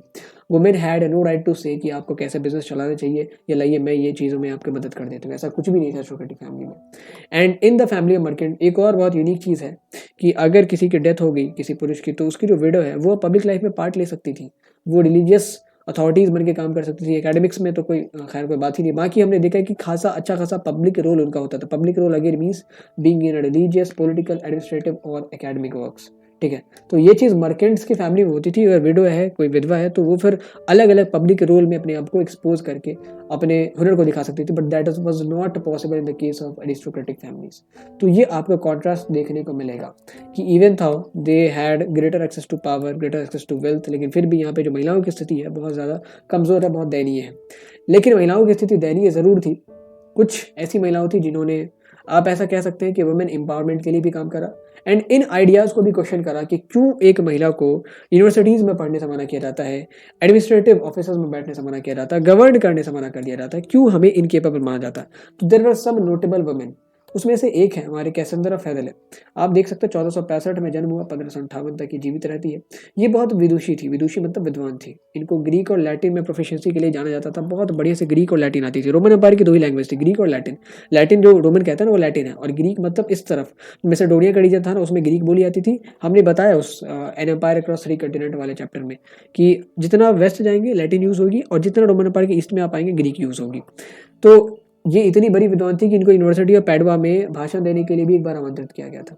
एंड इन्होंने बराबर क्वेश्चन किया इस चीज़ को कि क्यों ऐसा माना जाता है कि women are incapable of being a humanist scholar, कि क्यों हमारे फ्रीडम को एक लिमिटेशन के अंदर बांध दिया गया है। बहुत अच्छा वर्ड है, क्यों हमारे फ्रीडम को एक लिमिटेशन के अंदर बांध दिया गया है, क्यों हमारे ऊपर तरजीह दी रही है पुरुषों की। सो इन चीज़ों को इन्होंने क्वेश्चन किया। इसके अलावा एक और महिला थी जो बहुत फेमस थी, क्योंकि ये कुलीन वर्ग से आती थी, इसाबेला डीज थे। ये एक पावरफुल वुमेन थी। जब एक राज्य है मंटुआ, इनकी ये क्वीन थी। तो जब इनके हस्बैंड बाहर रहते हैं तो उस राज्य को बहुत बढ़िया से चलाया था। And by the way let me tell you कि जो मंटुआ राज्य था ये बहुत बैलेंस्ड एंड बहुत अपने इंटेलेक्चुअल लोगों के लिए जाना जाता था। उसको इन्होंने अगर उस टाइम पीरियड में जब तक इनके हस्बैंड बाहर तो उसको रूल कर दिया, that is not easy task. ये बहुत डिफिकल्ट टास्क है।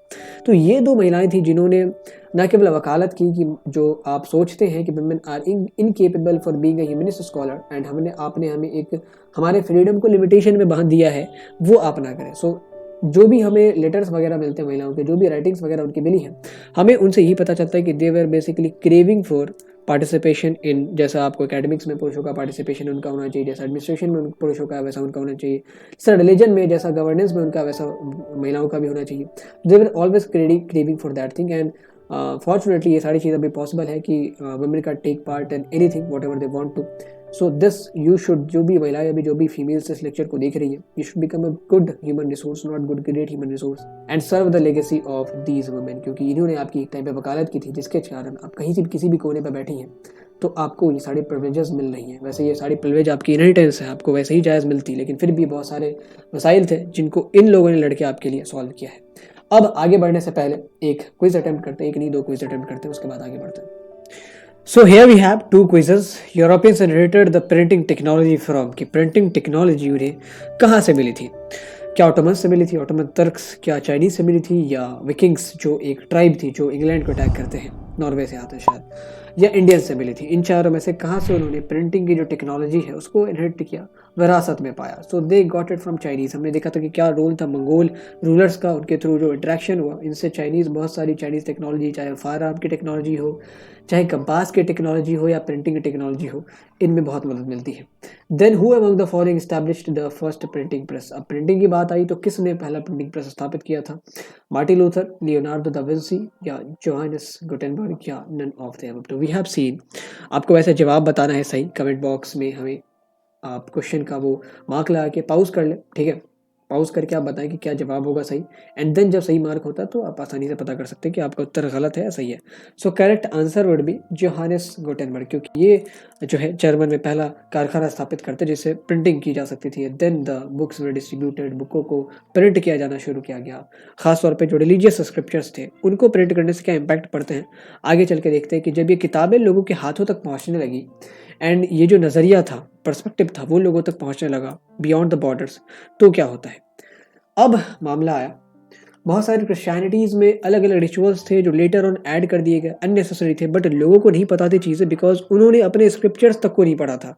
लेट सपोज ज़्यादातर स्क्रिप्चर्स थे वो लैटिन में थे, इंग्लैंड का कोई क्रिश्चियन है, उसे लैटिन नहीं आती, उसे इंग्लिश आती है, तो वो वही चीज़ समझेगा जो उसके पादरी समझाएंगे, जो उसके चर्च के प्रीस्ट समझाएंगे। यहाँ से शुरुआत हुई डिबेट्स विद इन क्रिश्चियनिटी। 15वीं 16वीं शताब्दी तक आते आते चूंकि ट्रैवल्स बहुत ज़्यादा हो रहे थे विद इन यूरोप की मैं बात कर रहा हूँ, तो लोगों को ये नज़रिया अच्छा लगा रेनेसां का एंड लोगों ने अपनाना शुरू करा, ह्यूमनिस्ट कल्चर को पढ़ना शुरू करा, ह्यूमनिज्म के चीज़ों को समझना शुरू करा। And by the 15th century और 16th सेंचुरी जो यूरोप के क्रिश्चियंस थे, खासतौर पे नॉर्दर्न और सेंट्रल यूरोप के, उन्होंने जितने भी अननेसेसरी रिचुअल्स एंड प्रैक्टिसेस हैं उनको डिफाई करना शुरू कर दिया, उनके खिलाफ खड़े होना शुरू हो गए। ये कैसे आया? उसके कुछ रीजंस हैं। पहला reason, many churchmen in northern Europe accepted humanist ideas. जब हम इटली में पढ़ रहे थे ह्यूमनिस्ट आइडियाज के स्प्रेड की या प्रोपेगेशन की, तो इटली जैसे देश में ज़्यादातर जो ह्यूमनिस्ट फिलॉसफी थी वो स्कॉलर्स के बीच पॉपुलर हुई, बट नॉर्दर्न यूरोप में, इंग्लैंड में या सेंट्रल यूरोप में ये चीज़ें चर्चमैन को बहुत बढ़िया लगी। बहुत सारे जो पादरी थे, बहुत सारे जो प्रीस्ट थे, उनको ये चीज़ें बहुत बढ़िया लगी। एंड जब उनको पता चला कि बहुत सारी ऐसी प्रैक्टिसेस हैं जो अननेसेसरी है, जो रिचुअल्स में हमारे नहीं आती है, जो ओरिजिनली बताई नहीं गई थी एंड लेटर ऑन ऐड कर दी गई एंड उनका भुगतान हम अभी तक कर रहा है। एंड वो चीज़ें उन्हें पता कैसे चली? Because of the translations. Christian scriptures पहले केवल 1 या 2 लैंग्वेजेस में थे, इसीलिए लोगों को पढ़ने को नहीं मिलता, तो किताबें नहीं होती थी। एंड ऊपर से अब किताबें हैं तो लैंग्वेज में ट्रांसलेशन नहीं है, तो ट्रांसलेशन भी साइमल्टेनियसली शुरू होगा। अब ट्रांसलेशन जो है इंग्लिश में भी किया जा रहा, फ्रेंच में भी किया जा रहा, स्पेनिश में भी, पोर्चुगीज़ में भी किया जा रहा। एंड इन दैट वे सारे ही जगह के लोगों को पता चलेगा कि ओरिजिनल किताब में क्या है एंड पादरी वर्ग हमसे क्या क्या चीज़ें करवा रहे हैं। एक एग्जांपल आपको देते हैं, पादरी वर्ग क्या क्या चीज़ें करवाते थे। जो क्लर्जी क्लासेस थी वो कहती थी कि देखो तुम लोग बहुत पाप वगैरह करते हो एंड तुम्हें अगर आफ्टर बर्थ में तुम्हें अगर वहाँ पे जहन्नम की आग से बचना है तो तुम्हें क्या करना पड़ेगा, तुम हमें पैसा दे के एक मुक्ति पत्र ले सकते हो। That was a kind of certificate. आप 1000 रुपये दोगे तो 1000 रुपये के हिसाब से आपके पाप कटित होंगे, आप अगर 10,000 रुपये दोगे तो उस हिसाब से आपके पाप कटित होंगे। तो इस टाइप की जो हिपोक्रेसी है वो चल रही थी। तो जब लोगों ने पढ़ा ओरिजिनल स्क्रिप्चर में तो ऐसा कुछ दिया ही नहीं है, ओरिजिनल स्क्रिप्चर में तो ऐसा कहा ही नहीं गया है कि जो चर्च है उनको हमें टैक्स पे करना है, ओरिजिनल स्ट्रक्चर में तो ऐसा कहा ही नहीं गया है कि जो प्रीस्टली क्लासेस है उनको मटेरियलिस्टिक होना चाहिए। तो फिर ये क्यों हमसे टैक्सेस मांगते हैं, फिर यू क्यों? एंड ये चीज़ें फिर जो पॉलिटिकल क्लासेस थी उनको भी पता चलने लगा कि भाई इनको तो अख्तियार ही नहीं दिया गया कि ये हमारे पॉलिटिकल मैटर्स में या गवर्नेंस के मैटर में इंटरफेयर कर सके। एंड फिर होता क्या है ना, एक बहुत बढ़िया वाक़या है। कॉन्स्टेंटाइन द ग्रेट हमारे रोमन एम्पायर थे। हमने कहा था कि जब ये कुस्तांतिनोपल उनके ही नाम पे पड़ा है, तो कॉन्स्टेंटाइन जो है पहले क्रिश्चियन रोमन एम्पायर थे, उनके बाद पूरी की पूरी जो रोमन एम्पायर है उनको क्रिश्चियनाइज कर दिया जाता है। तो रोमन एम्पायर को जब क्रिश्चियनाइज किया गया, कॉन्स्टेंटाइन ने जब क्रिश्चियन धर्म अपनाया था, तो उन्होंने एक अकॉर्डिंग टू क्लर्जी क्लासेस उन्होंने एक सर्टिफिकेट इशू किया था कि आपको चर्च को टैक्सेस देने पड़ेंगे, इनको ये देना पड़ेगा, वो देना पड़ेगा। बाद में ह्यूमनिस्ट के लोगों ने, ह्यूमनिस्ट फिलॉसफी को मानने वाले लोगों ने शोध किया, रिसर्चेस किए, तो पता चला कि ये जो चीज़ है ये कॉन्स्टेंटाइन ने नहीं दिया था, ये बाद में फरेब करके, जालसाजी करके लोगों ने खुद का अपना सेल्फ सर्टिफिकेट इशू करवा दिया है। एंड इसी के बिहाफ पे ये जितने भी किंगडम्स हैं, जितने भी स्टेट्स हैं, उनको डराते रहते हैं कि हमें तो अख्तियार मिला हुआ है आपके गवर्नेंस में इंटरफेयर करने का, आपके स्टेट मैटर्स में इंटरफेयर करने का। तो यहाँ से लोगों का जो रोष था वो उठता है and that led to the Protestant revolution. Protestant revolution से पहले प्रोटेस्टेंट का मतलब समझते हैं। प्रोटेस्टेंट मतलब दोज हू प्रोटेस्ट, जो विरोध करते हैं। ये कैसे हुआ? जब लोगों के सामने ट्रांसलेटेड स्क्रिप्चर्स आए, जर्मन में, फ्रेंच में, इंग्लिश में, स्पेनिश में, पोर्चुगीज़ में, लोगों ने पढ़ना शुरू किया। उन्होंने देखा, एंड खासतौर पर जो ऑलरेडी चर्च में काम करते थे उन्होंने देखा, मंक्स वगैरह ने देखा कि हमें जो हमारे सीरियस ने पढ़ाया इनमें तो बहुत सारी चीज़ें इनमें दी भी नहीं है। ओरिजिनल स्क्रिप्चर्स में जितनी चीज़ें उनको हमें फॉलो करना है एंड बाकी जितने भी अननेसेसरी रिचुअल्स हैं उनको हमें साइड कर देना, उनको हम दरकिनार कर देना है। तो मार्टिन लूथर आते हैं, जर्मनी से यंग मंक थे, उन्होंने इस रेवोल्यूशन की शुरुआत करी। उन्होंने कहा कि हमें गॉड से कनेक्ट होने के लिए किसी प्रीस्ट की ज़रूरत नहीं है, हमें किस चीज़ की ज़रूरत है? That is faith. उन्होंने कहा कि power of faith can only guide you to the heaven. अगर आपको स्वर्ग जाना है तो आपको प्रीस्ट को खुश करने की ज़रूरत नहीं है, इंडल्जेंसेस खरीदने की ज़रूरत नहीं है, टैक्सेस पे करने की ज़रूरत नहीं है, मुक्ति पत्र खरीदने की कोई ज़रूरत नहीं है। आप केवल भरोसा रखें, faith, believer. This is the concept of all the Abrahamic religion. वो कहते हैं कि faith can only guide you to the heaven. No priest, no indulgences, no taxes, कुछ भी आपको हेवन नहीं ले जा सकता विदाउट फेथ। तो this was the theory of Martin Luther and यहाँ से फिर प्रोटेस्टेंट रिवॉल्यूशन की शुरुआत होती है, जो कि ट्रेडिशनल जो कैथोलिक चर्च थे उनके खिलाफ बगावत करते हैं, पीजेंट्स लड़ाई कर रहे हैं जितने एंड टाउन्स में तो बहुत ज़्यादा खराब स्थिति थी, क्योंकि प्रोटेस्टेंट रिवॉल्यूशन सबसे ज़्यादा टाउन्स में ही पॉपुलर था। जितने भी मर्केंट्स बेचारे थे उनसे टैक्स ले लेके चर्च वालों ने बुरा हाल किया था। तो मार्टिन लूथर ने जब ऐसा आइडिया प्रपोज किया, देखा मर्केंट पूरी गिल्ड ने देखा कि भाई ये चीज़ें पॉपुलर हो रही, तो उन्होंने इसको बैक करना शुरू कर दिया, पैसे देने शुरू कर दिए प्रोटेस्टेंट रिवॉल्यूशनरीज को। तो ये चीज़ें टाउन से बहुत पॉपुलर थी, रूरल एरियाज में इसके इम्पैक्ट कम थे, वहाँ पे अभी भी कैथोलिक चर्चेस का कंट्रोल अच्छा खासा था, लेकिन वहाँ पे रूरल एरिया में भी जो कंट्रोल था वो भी ध्वस्त हो जाता है। एक और फिलॉसफी आती है रेडिकलिज्म की। रेडिकलिज्म जो है वो जर्मनी से ही कुछ रिफॉर्मर्स थे जो अपने आप को एनाबैप्टिस्ट कहते थे। ये ग्रुप ऑफ जो एनाबैप्टिस्ट मतलब जो ग्रुप ऑफ पीपल उनको हम लोग एनाबैप्टिस्ट कहते हैं। उन्होंने इस बात पे जोर दिया कि ह्यूमन सेल्वेशन मतलब क्या होता है, एंड ऑफ ऑल ऑपरेशन, कि हमें हर प्रकार के शोषण से मुक्ति ही हमारे लिए सेल्वेशन है, मोक्ष है। इसके लिए हमें क्या करना चाहिए, टैक्सेस पे करने को मना किया गया। टैक्सेस की तो कोई बात ही नहीं करेगी हमारे न्यू टेस्टामेंट में या ओल्ड टेस्टामेंट में। न्यू टेस्टामेंट मतलब जितनी भी ईसा मसीह एंड उनकी टीचिंग्स है, उनके जो अर्लीस्ट फॉलोअर्स हैं उनकी टीचिंग्स है, सबको उस न्यू टेस्टामेंट में डाला गया। It is a part of Bible. तो ये अगर हमें टैक्सेस पे करने को कहा ही नहीं गया तो why are we paying the taxes. हमें ये कहा ही नहीं गया है कि हम अपने जो हमारा चर्च है वो खुद से पादरी नियुक्त करके दे एंड वो फिर हमारे पर रूल करें। It is our right to choose a priest जो कि हमें गाइड करेगा स्पिरिचुअली। सो रेडिकलिज्म के लोगों ने बहुत ज़्यादा ही मतलब उन्होंने सीधे सीधे डिफाई करना शुरू कर दिया कैथोलिक चर्चेस को। ये प्रोटेस्टेंट भी इतने ज़्यादा एग्रेसिव नहीं थे जितने रेडिकलिज्म के लोग थे, एंड इनको सपोर्ट मिला भारी मात्रा में उन पीजेंट्स का रूरल एरियाज में जिनको फ्यूडलिज्म के चलते, जिनको इस थ्री ऑर्डर के चलते दबाया जा रहा था, those who were oppressed for centuries. उनको अब लगा कि ये जो लोग बोल रहे हैं ये तो सही बोल रहे हैं कि हमारे सैल्वेशन का मतलब क्या है, मुक्ति का मतलब क्या है, end of all the sufferings, end of all the operations. And ये ऑपरेशंस जो हम पे कर रहे हैं ये कौन लोग हैं, ये हमारे नोबेल्टी है, ये हमारे एंड सबसे ऊपर क्लर्जी क्लास है। नोबेल्टी तो फिर भी स्केप कर गई, बट चर्च जो है, कैथोलिक जो क्लास है वो नहीं बच पाया। बहरहाल रेडिकलिज्म को बहुत सारे लोग क्रिटिसाइज भी करते हैं, इवन मार्टिन लूथर खुद क्रिटिसाइज करते हैं। वो कहते हैं कि इनके जो आइडियाज़ है वो बहुत एग्रेसिव हैं। एंड मार्टिन लूथर ने तो एक हुक्म दिया था, एक रिक्वेस्ट भी की थी जर्मन रूलर से कि आप रेडिकलिस्ट जो है उनके रिवोल्यूशन को दबा दें, उनको सप्रेस कर दें। किया भी, लेकिन बाद में रेडिकलिज्म इतना ज़्यादा उग्र हो चुका था कि इसमें बहुत सारे प्रोटेस्टेंट भी आके मिल जाते हैं। एंड अल्टीमेटली इसके कॉन्सिक्वेंसेस क्या हुए कि कैथोलिक चर्च को अपने अंदर रिफॉर्म करने पड़े। Catholic church has started reforms within themselves. अब उन्हें कुछ चारा दिख नहीं रहा था, या तो क्रिश्चियनिटी पूरी तरीके से प्रोटेस्टेंट में बेस्ड हो जाती, कैथोलिक चर्चेस मतलब ऐसा हुआ ना कि पोप की अथॉरिटी खत्म हो गई। इंग्लिश जो किंग एंड क्वीन थे उन्होंने अपने आप को चर्चेस का हेड बनाना शुरू कर दिया। जितने भी उस देश में चर्च है उनके हेड किंग हैं, एंड अगर क्वीन बनती है तो क्वीन है, पोप कोई मायने नहीं रखते हमारे यहाँ। सो ये जो चीज़ें हैं जब ये होनी शुरू होगी तो कैथोलिक्स ने सोचा कि हमारे अंदर जो भी खराबियाँ हैं उनको हम रिफॉर्म करते हैं। इन दैट वे, जैसा अगर बात करें तो स्पेन और इटली में रिफॉर्म की शुरुआत हुई। वहाँ पे जो कैथोलिक्स उन्होंने कहा कि हमें सिंपल लाइफ जीनी चाहिए, कोई टैक्सेस कोई इंटेलिजेंसेस हम लोग नहीं बेचा करेंगे, अब से हमें पुअर की सर्विस में अपने लाइफ को बिताना है। एक हमारे बहुत बड़े फिलोसफर थे स्पेन से क्रिश्चियनिटी के, वो इग्नाशियस लोयोला, उन्होंने एक सोसाइटी ऑफ जीसस की स्थापना की 1540 में।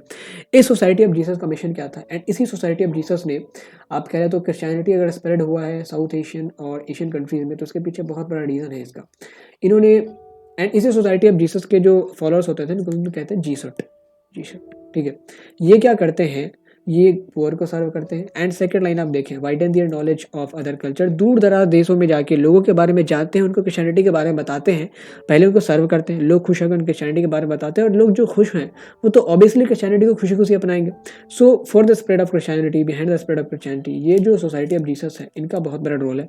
इग्नाशियस लोयोला का बहुत बहुत बहुत बड़ा रोल है। ये तभी पॉसिबल हो पाया जब कैथोलिक्स को लगा कि अब हमें बिना रिफॉर्म किए यहाँ पे सर्वाइव करने का कोई ऑप्शन बचा नहीं है। सो that was the concept of debates with in the Christianity. Main reason क्या था कि जी लिटली में जो स्कॉलर्स थे उन्होंने ह्यूमैनिज्म को पढ़ा, एंड नॉर्दर्न यूरोप में जो चर्च में ऑलरेडी काम कर रहा है तो उन्होंने इसको पढ़ लिया। एंड जब उन्होंने पढ़ा तो देखा कि ये चीज़ें जो है ये हमें विचार करने पर मजबूर करती है। उन्होंने विचार किया, उन्होंने देखा कि हमारे स्क्रिप्चर्स को पढ़ते हैं, थोड़ा सा स्क्रिप्चर्स को पढ़ा, उन्होंने देखा कि वहाँ पे जो चीज़ें दी गई उनमें से बहुत सारी एड ऑन चीज़ें, बहुत सारी फालतू की चीज़ें अभी हम लोग कर रहे हैं, and that is not needed now. तो यहाँ से शुरुआत हुई बगावत की, जो अलग अलग वर्गों के लोगों ने अलग अलग तरीके से किया। And ultimately that made the Catholic church on the kneel, उनको घुटने टेकने पड़े एंड खुद में रिफॉर्म्स करने पड़े। यहाँ पे आप टाइमलाइन देख सकते हैं कैसे कैसे 16th और 17th सेंचुरी में सिलसिला गुजरता है। मार्टिन लूथर लिखते हैं किताब, थॉमस मोरे एक बहुत बड़े इस क्रिश्चियनिटी के क्रिटिक थे, क्रिश्चियनिटी में जो अननेसेसरी रिचुअल्स उनके क्रिटिक थे, ट्रांसलेटर भी थे। लूथर ट्रांसलेट करते हैं बाइबल को जर्मन में ट्रांसलेट किया जा रहा, फ्रेंच में ट्रांसलेट किया जा रहा, इंग्लिश में ट्रांसलेट किया जा रहा। Then peasant uprising in Germany, फिर एंड्रियस वेसाले जिनके बारे में हमने पढ़ा था कि वो जो डिसेक्ट किया था, जिन्होंने पहली बार फिजियोलॉजी को दिखाया था लोगों को। फिर Anglican church established in England, and king उसके जो हेड बनते हैं, पोप की अथॉरिटी खत्म हो जाती है। तो इस तरीके से आप देख सकते हैं यहाँ पे फिर academic of sciences setup in Paris के बारे में पढ़ेंगे। तो अब जब क्रिश्चियनिटी की इतनी अननेसेसरी रिचुअल्स को टारगेट किया जा रहा था तो सुपरस्टिशंस कहाँ से बचने वाले थे, अंधविश्वास कहाँ से बचने वाले थे। अंधविश्वासों को टारगेट किया जाने का सिलसिला शुरू होता है कोपरनिकस के द्वारा। कोपरनिकस से पहले क्या माना जाता था कि ये जो अर्थ है ना, धरती जो है वो पृथ्वी पे इतने बुरे लोग हो गए कि इनके पापों से लदी हुई है। इसीलिए जितने भी प्लैनेट्स हैं वो रिवॉल्व तो करते हैं, धरती सारे यूनिवर्स के एकदम सेंटर में है एंड वो रिवॉल्व नहीं कर पाती, घूम नहीं पाती, क्योंकि ये पापों से लदी हुई है। एंड इन पापों से अगर हमें धरती को मुक्त करना है तो आपको मुक्ति पत्र खरीदना पड़ेगा। ठीक है, जैसा जैसा हम बताते हैं वैसा आपको करना पड़ेगा। कॉपरनिकस ने इस बिलीफ को चैलेंज किया। उन्होंने कहा, चैलेंज पब्लिकली नहीं करा, उन्होंने विचार करा, ऑब्जर्व करा एंड फिर ही केम टू द कंक्लूजन कि जितने भी प्लैनेट्स हैं इंक्लूडिंग अर्थ वो सन के अराउंड रिवॉल्व करते हैं। कॉपरनिकस बहुत बड़े डिवोटी क्रिश्चियन के थे, तो एक ट्रू क्रिश्चियन, लेकिन उन्होंने इसी डर से कि क्लर्जी क्लासेस को जब पता चलेगा कि हमने उनकी ऑर्थोडॉक्स बिलीफ्स को अपोज किया, तो प्रोबेबली मार्टिन लूथर के ये कंटेम्पररी थे बाय द वे, तो क्लर्जी मैन को जब पता चलेगा कि हमने उनकी चीज़ों को अपोज किया है तो शायद वो कहीं मुझे फांसी पर लटका दे। इसलिए उन्होंने अपनी किताब जो डी रिवॉल्यूशनरीज है उनको कभी पब्लिश ही नहीं किया। बाद में जब वो मरने लगते हैं तो अपने एक डिसाइपल को देते हैं। फिर जब उनकी चीज़ें आगे चल के केपलर रिसर्च करते हैं, केपलर बताते हैं कि इलिप्टिकल पाथ में सारे प्लैनेट्स घूमते हैं। गैलीली इस मोशन ऑफ वर्ल्ड के कॉन्सेप्ट को डिस्क्राइब करते हैं। न्यूटन जब ग्रेविटेशन के बारे में बताते हैं कि कैसे हमारे सारे जितने तत्व हैं वो मोशन में रहते हैं। These things confirmed the works of Copernicus. इस चीज़ों ने, इनके वर्क्स ने, जो बहुत सालों बाद 85-80 सालों बाद केपलर आएंगे, गैलीलियो आएंगे, फिर उसके बहुत सालों बाद आइजक न्यूटन आएंगे, इन सब लोगों ने बताया कि कॉपरनिकस ने जो चीज़ें लिखी थी, हालांकि उसे पब्लिकली उन्होंने कभी पब्लिश तो नहीं करा, बट उन्होंने सही लिखा था। एंड ये जो बिलीफ है कि धरती एक इमोबाइल प्लैनेट है, और इसलिए इमोबाइल है क्योंकि यहाँ पे मतलब ये पापों से लदी हुई है, that is nothing but rubbish. ये कुछ भी नहीं है रबिश के अलावा, कचड़े के अलावा। यहाँ से जब लोगों ने एक के बाद एक साइंटिफिक थ्योरीज प्रपोज करनी शुरू की, केपलर हो गए, गैलीलियो हो गए, आइजक न्यूटन हो गए, कॉपरनिकस हो गए, इसके बाद लोगों में और इंटरेस्ट जागा कि हमें भी जो नेचर की चीज़ें हैं, अब वो गॉड को ना नेचर के तौर पर रिप्लेस करके देखने लगे कि कोई ऐसी चीज़ है जो सारी चीज़ों को चला रही है एंड इसके पीछे कोई लॉजिक है, तो हमें एक्सपेरिमेंट करना चाहिए, हमें इन्वेस्टिगेट करना चाहिए। अब ऐसे ऐसे लोग जब इकट्ठे होते चले गए, ऐसे एक्सपेरिमेंट माइंडसेट के या इन्वेस्टिगेटिव माइंडसेट के लोग या ऑब्जर्विंग माइंडसेट के लोग, तो अलग अलग इंस्टीट्यूशंस को स्थापित किया जाने लगा। पेरिस एकेडमी है, रॉयल सोसाइटी इन लंदन, ये सारे जगह पे लेक्चर्स वगैरह कंडक्ट कराए जाते थे एक्सपेरिमेंट्स के ऊपर, साइंटिफिक थ्योरीज के ऊपर। स्टैब्लिश कब हुई थी? तो पेरिस एकेडमी बनी 1670 में and royal society in London was established इन 1672। तो इन दोनों का बहुत बड़ा रोल है। एंड फिर यहाँ से इस कॉपरनिकन रिवॉल्यूशन जो हम इमर्ज हुआ था क्रिश्चियनिटी के ऑर्थोडॉक्स बिलीफ्स को चैलेंज करने के कारण, यहाँ से साइंटिफिक रिवॉल्यूशन की शुरुआत होगी, जहाँ से आप देखेंगे तो जो भी इन्वेंशंस उसके बाद से हुए, something has they all are connected some way or the other in this scientific revolution। तो ये हमारा कॉपरनिकस का कंट्रीब्यूशन था। इसके बाद जितने भी साइंटिफिक रिसर्चर्स एक्सपेरिमेंटर्स उनका कंट्रीब्यूशन था। एंड देन अल्टीमेटली ये जो Paris academy, royal society London है, एंड फिर बहुत सारे ऐसे साइंटिफिक इंस्टीट्यूशंस खुलते हैं जिन्होंने लोगों को इनकरेज किया कि आप जितनी भी चीज़ें, जितनी भी बिलीव्स हैं उनको क्वेश्चन करें, उनको ऑब्जर्व करें एंड अच्छा कंक्लूजन से एक बढ़िया थ्योरी प्रपोज करें। अब लास्ट में बात करते हैं, हमने बहुत सारी चीज़ों पे डिस्कस करा है। हमने प्रिंटिंग से लेके, हमने उससे पहले बात करी कि भाई ये आर्ट का क्या रोल है, आर्किटेक्चर का क्या रोल है। उससे भी पहले हमने बात की थी कि जो हमारा ये रेनेसां का पीरियड है उसमें ह्यूमैनिज्म का क्या महत्व है, यूनिवर्सिटीज़ में कैसे पढ़ाई वगैरह होती थी, इटालियन शहर कैसे रिवाइव कराया गया। फिर then we discussed about printing के बाद हमने बात की पोजीशन ऑफ वुमेन के ऊपर, कैसे नई अवधारणाओं का जन्म हो रहा था ह्यूमन बीइंग्स के प्रति। And ultimately we discussed about कैसे क्रिश्चियनिटी के जितने भी बिलीव्स थे उनके ऊपर डिबेट्स किए जा रहे थे, इंक्लूडिंग द सुपरस्टिशंस। तो वहाँ से हमने साइंटिफिक रिवॉल्यूशन की बात करी। इन सब को ऑल एंड ऑल हम लोग कहते हैं रेनेसां। इन सब को ही रेनेसां कहा गया। जितने भी साइंटिफिक रिवॉल्यूशन हुए, जितने भी डिबेट्स और डिस्कशंस हुए, आर्ट, आर्किटेक्चर, स्कल्पचर, जितनी भी चीज़ें हैं, these all are the part of renaissance. Last में कंक्लूजन में एक सवाल को हम लोग देखते हैं कि क्या रेनेसां कभी आया था या नहीं आया था। बहुत सारे इतिहासकार कहते हैं कि रेनेसां नहीं आया था, बहुत सारे इतिहासकार कहते हैं कि रेनेसां आया था, बट जितना रोल इनमें ग्रीक फिलोसफर्स का है, रोमन फिलोसफर्स का है, उतना ही रोल इनमें एशियन फिलोसफर्स का भी है, इस्लामिक फिलोसफर्स का भी, इंडियन फिलोसफर्स का भी है। तो इस चीज़ों को आगे अगली स्लाइड में देखते हैं, then we will conclude the chapter. So now coming to the conclusion part. सबसे पहले ये सवाल आता है कि वॉज देयर अ रेनेसां और नॉट, कि क्या कभी पुनर्जागरण हुआ था या नहीं हुआ था। Was it really the rebirth of Greek and Roman traditions. इसको लेकर बहुत सारे जो बाद के इतिहासकार हैं 19वीं शताब्दी के, 20वीं शताब्दी के, उन्होंने चर्चा करी। उसमें से एक हमारे आते हैं पीटर बुक, इंग्लैंड के हैं, अभी भी जिंदा है। उन्होंने कहा कि जिस तरीके से जैकब बर्कहार्ट इस बात पे एग्जैजरेट कर रहा है कि आप इस चीज़ को सोचें कि ग्रीक और रोमन कल्चर की तरफ जाना, दैट मीन्स नॉन क्रिश्चियनाइज्ड कल्चर की तरफ जाना, क्योंकि ये जो ग्रीक और रोमन्स थे before the Constantine the great, ये कॉन्स्टेंटाइन द ग्रेट हमारे आते हैं 4th सेंचुरी में। इनसे पहले ही हमारे टॉलमी, एरिस्टोटल, सोक्रेटिस, प्लेटो, सारे ही जितने भी फिलोसफर हैं सब उससे पहले आए। तो पीटर बर्क का ये मानना था कि ये जो जैकब है वो इस चीज़ पे एग्जैजरेट कर रहा है कि हमारे यहाँ रेनेसां हुआ था, हम लोग फिर से जागते हैं एंड उस दौर में पहुँचते हैं जहाँ से हम लोग 1000 साल पहले थे, एरिस्टोटल के दौर में, प्लेटो के दौर में, सोक्रेटिस के दौर में। एंड उन्होंने एक पार्ट ये भी दिया कि इस बात को भी जैकब बहुत एक्सेजरेट कर रहा है कि कोई क्रिश्चियनाइज्ड पूरा एक continent, Europe was completely Christianised at that time, ये कंटिनेंट ऐसे ट्रेडिशन में जाएगा जो कि नॉन क्रिश्चियनाइज्ड था। When we talk about Greek philosopher, when we talk about Roman Empire, तो वेस्टर्न रोमन एम्पायर ज़्यादा देर तक, आई थिंक 5th सेंचुरी में तो ये ध्वस्त हो चुका, एंड 4th सेंचुरी तक वेस्टर्न और ईस्टर्न दोनों ही नॉन क्रिश्चियनाइज्ड थे, पॉलीथीस्टिक थे, अलग अलग देवी देवताओं की पूजा की जाती थी। सो पीटरबर्ग के अलावा कुछ और हिस्टोरियन इस बात पे भी आर्गुमेंट करते हैं कि जैसा इस रेनेसा एंड ह्यूमनिस्ट फिलोसफर्स का मानना है कि 14वीं शताब्दी के बाद से चीज़ें बदलती, पेट्रार्क आते हैं, लियोनार्डो दा विंसी आएंगे, माइकल एंजेलो आएंगे, बहुत सारे लोग हैं, मार्टिन लूथर आते हैं। तो उन्होंने कहा कि जो ये एलिमेंट्स की बात करते हैं, आर्ट को लेके, पेंटिंग्स को लेके, स्कल्पचर्स को लेके, ये एलिमेंट 14वीं शताब्दी से पहले भी मिले हैं। फॉर एग्जांपल उन्होंने कहा है कि कुछ कुछ चीज़ें जो हमारे यहाँ लिटरेट्योर्स के काम हो गए, जैसे हमने दांते का देखा था डिवाइन कॉमेडी, तो ऐसी चीज़ें 9th सेंचुरी में भी मिल रही है। तो वॉज दैट मीन कि रेनेसा 14वीं शताब्दी में आया था या उससे पहले आया था? ये चीज़ें इस बात की तरफ इशारा करती है कि कुछ चीज़ें ऐसी भी हैं जो अभी तक वेग है, जो अभी तक अस्पष्ट है।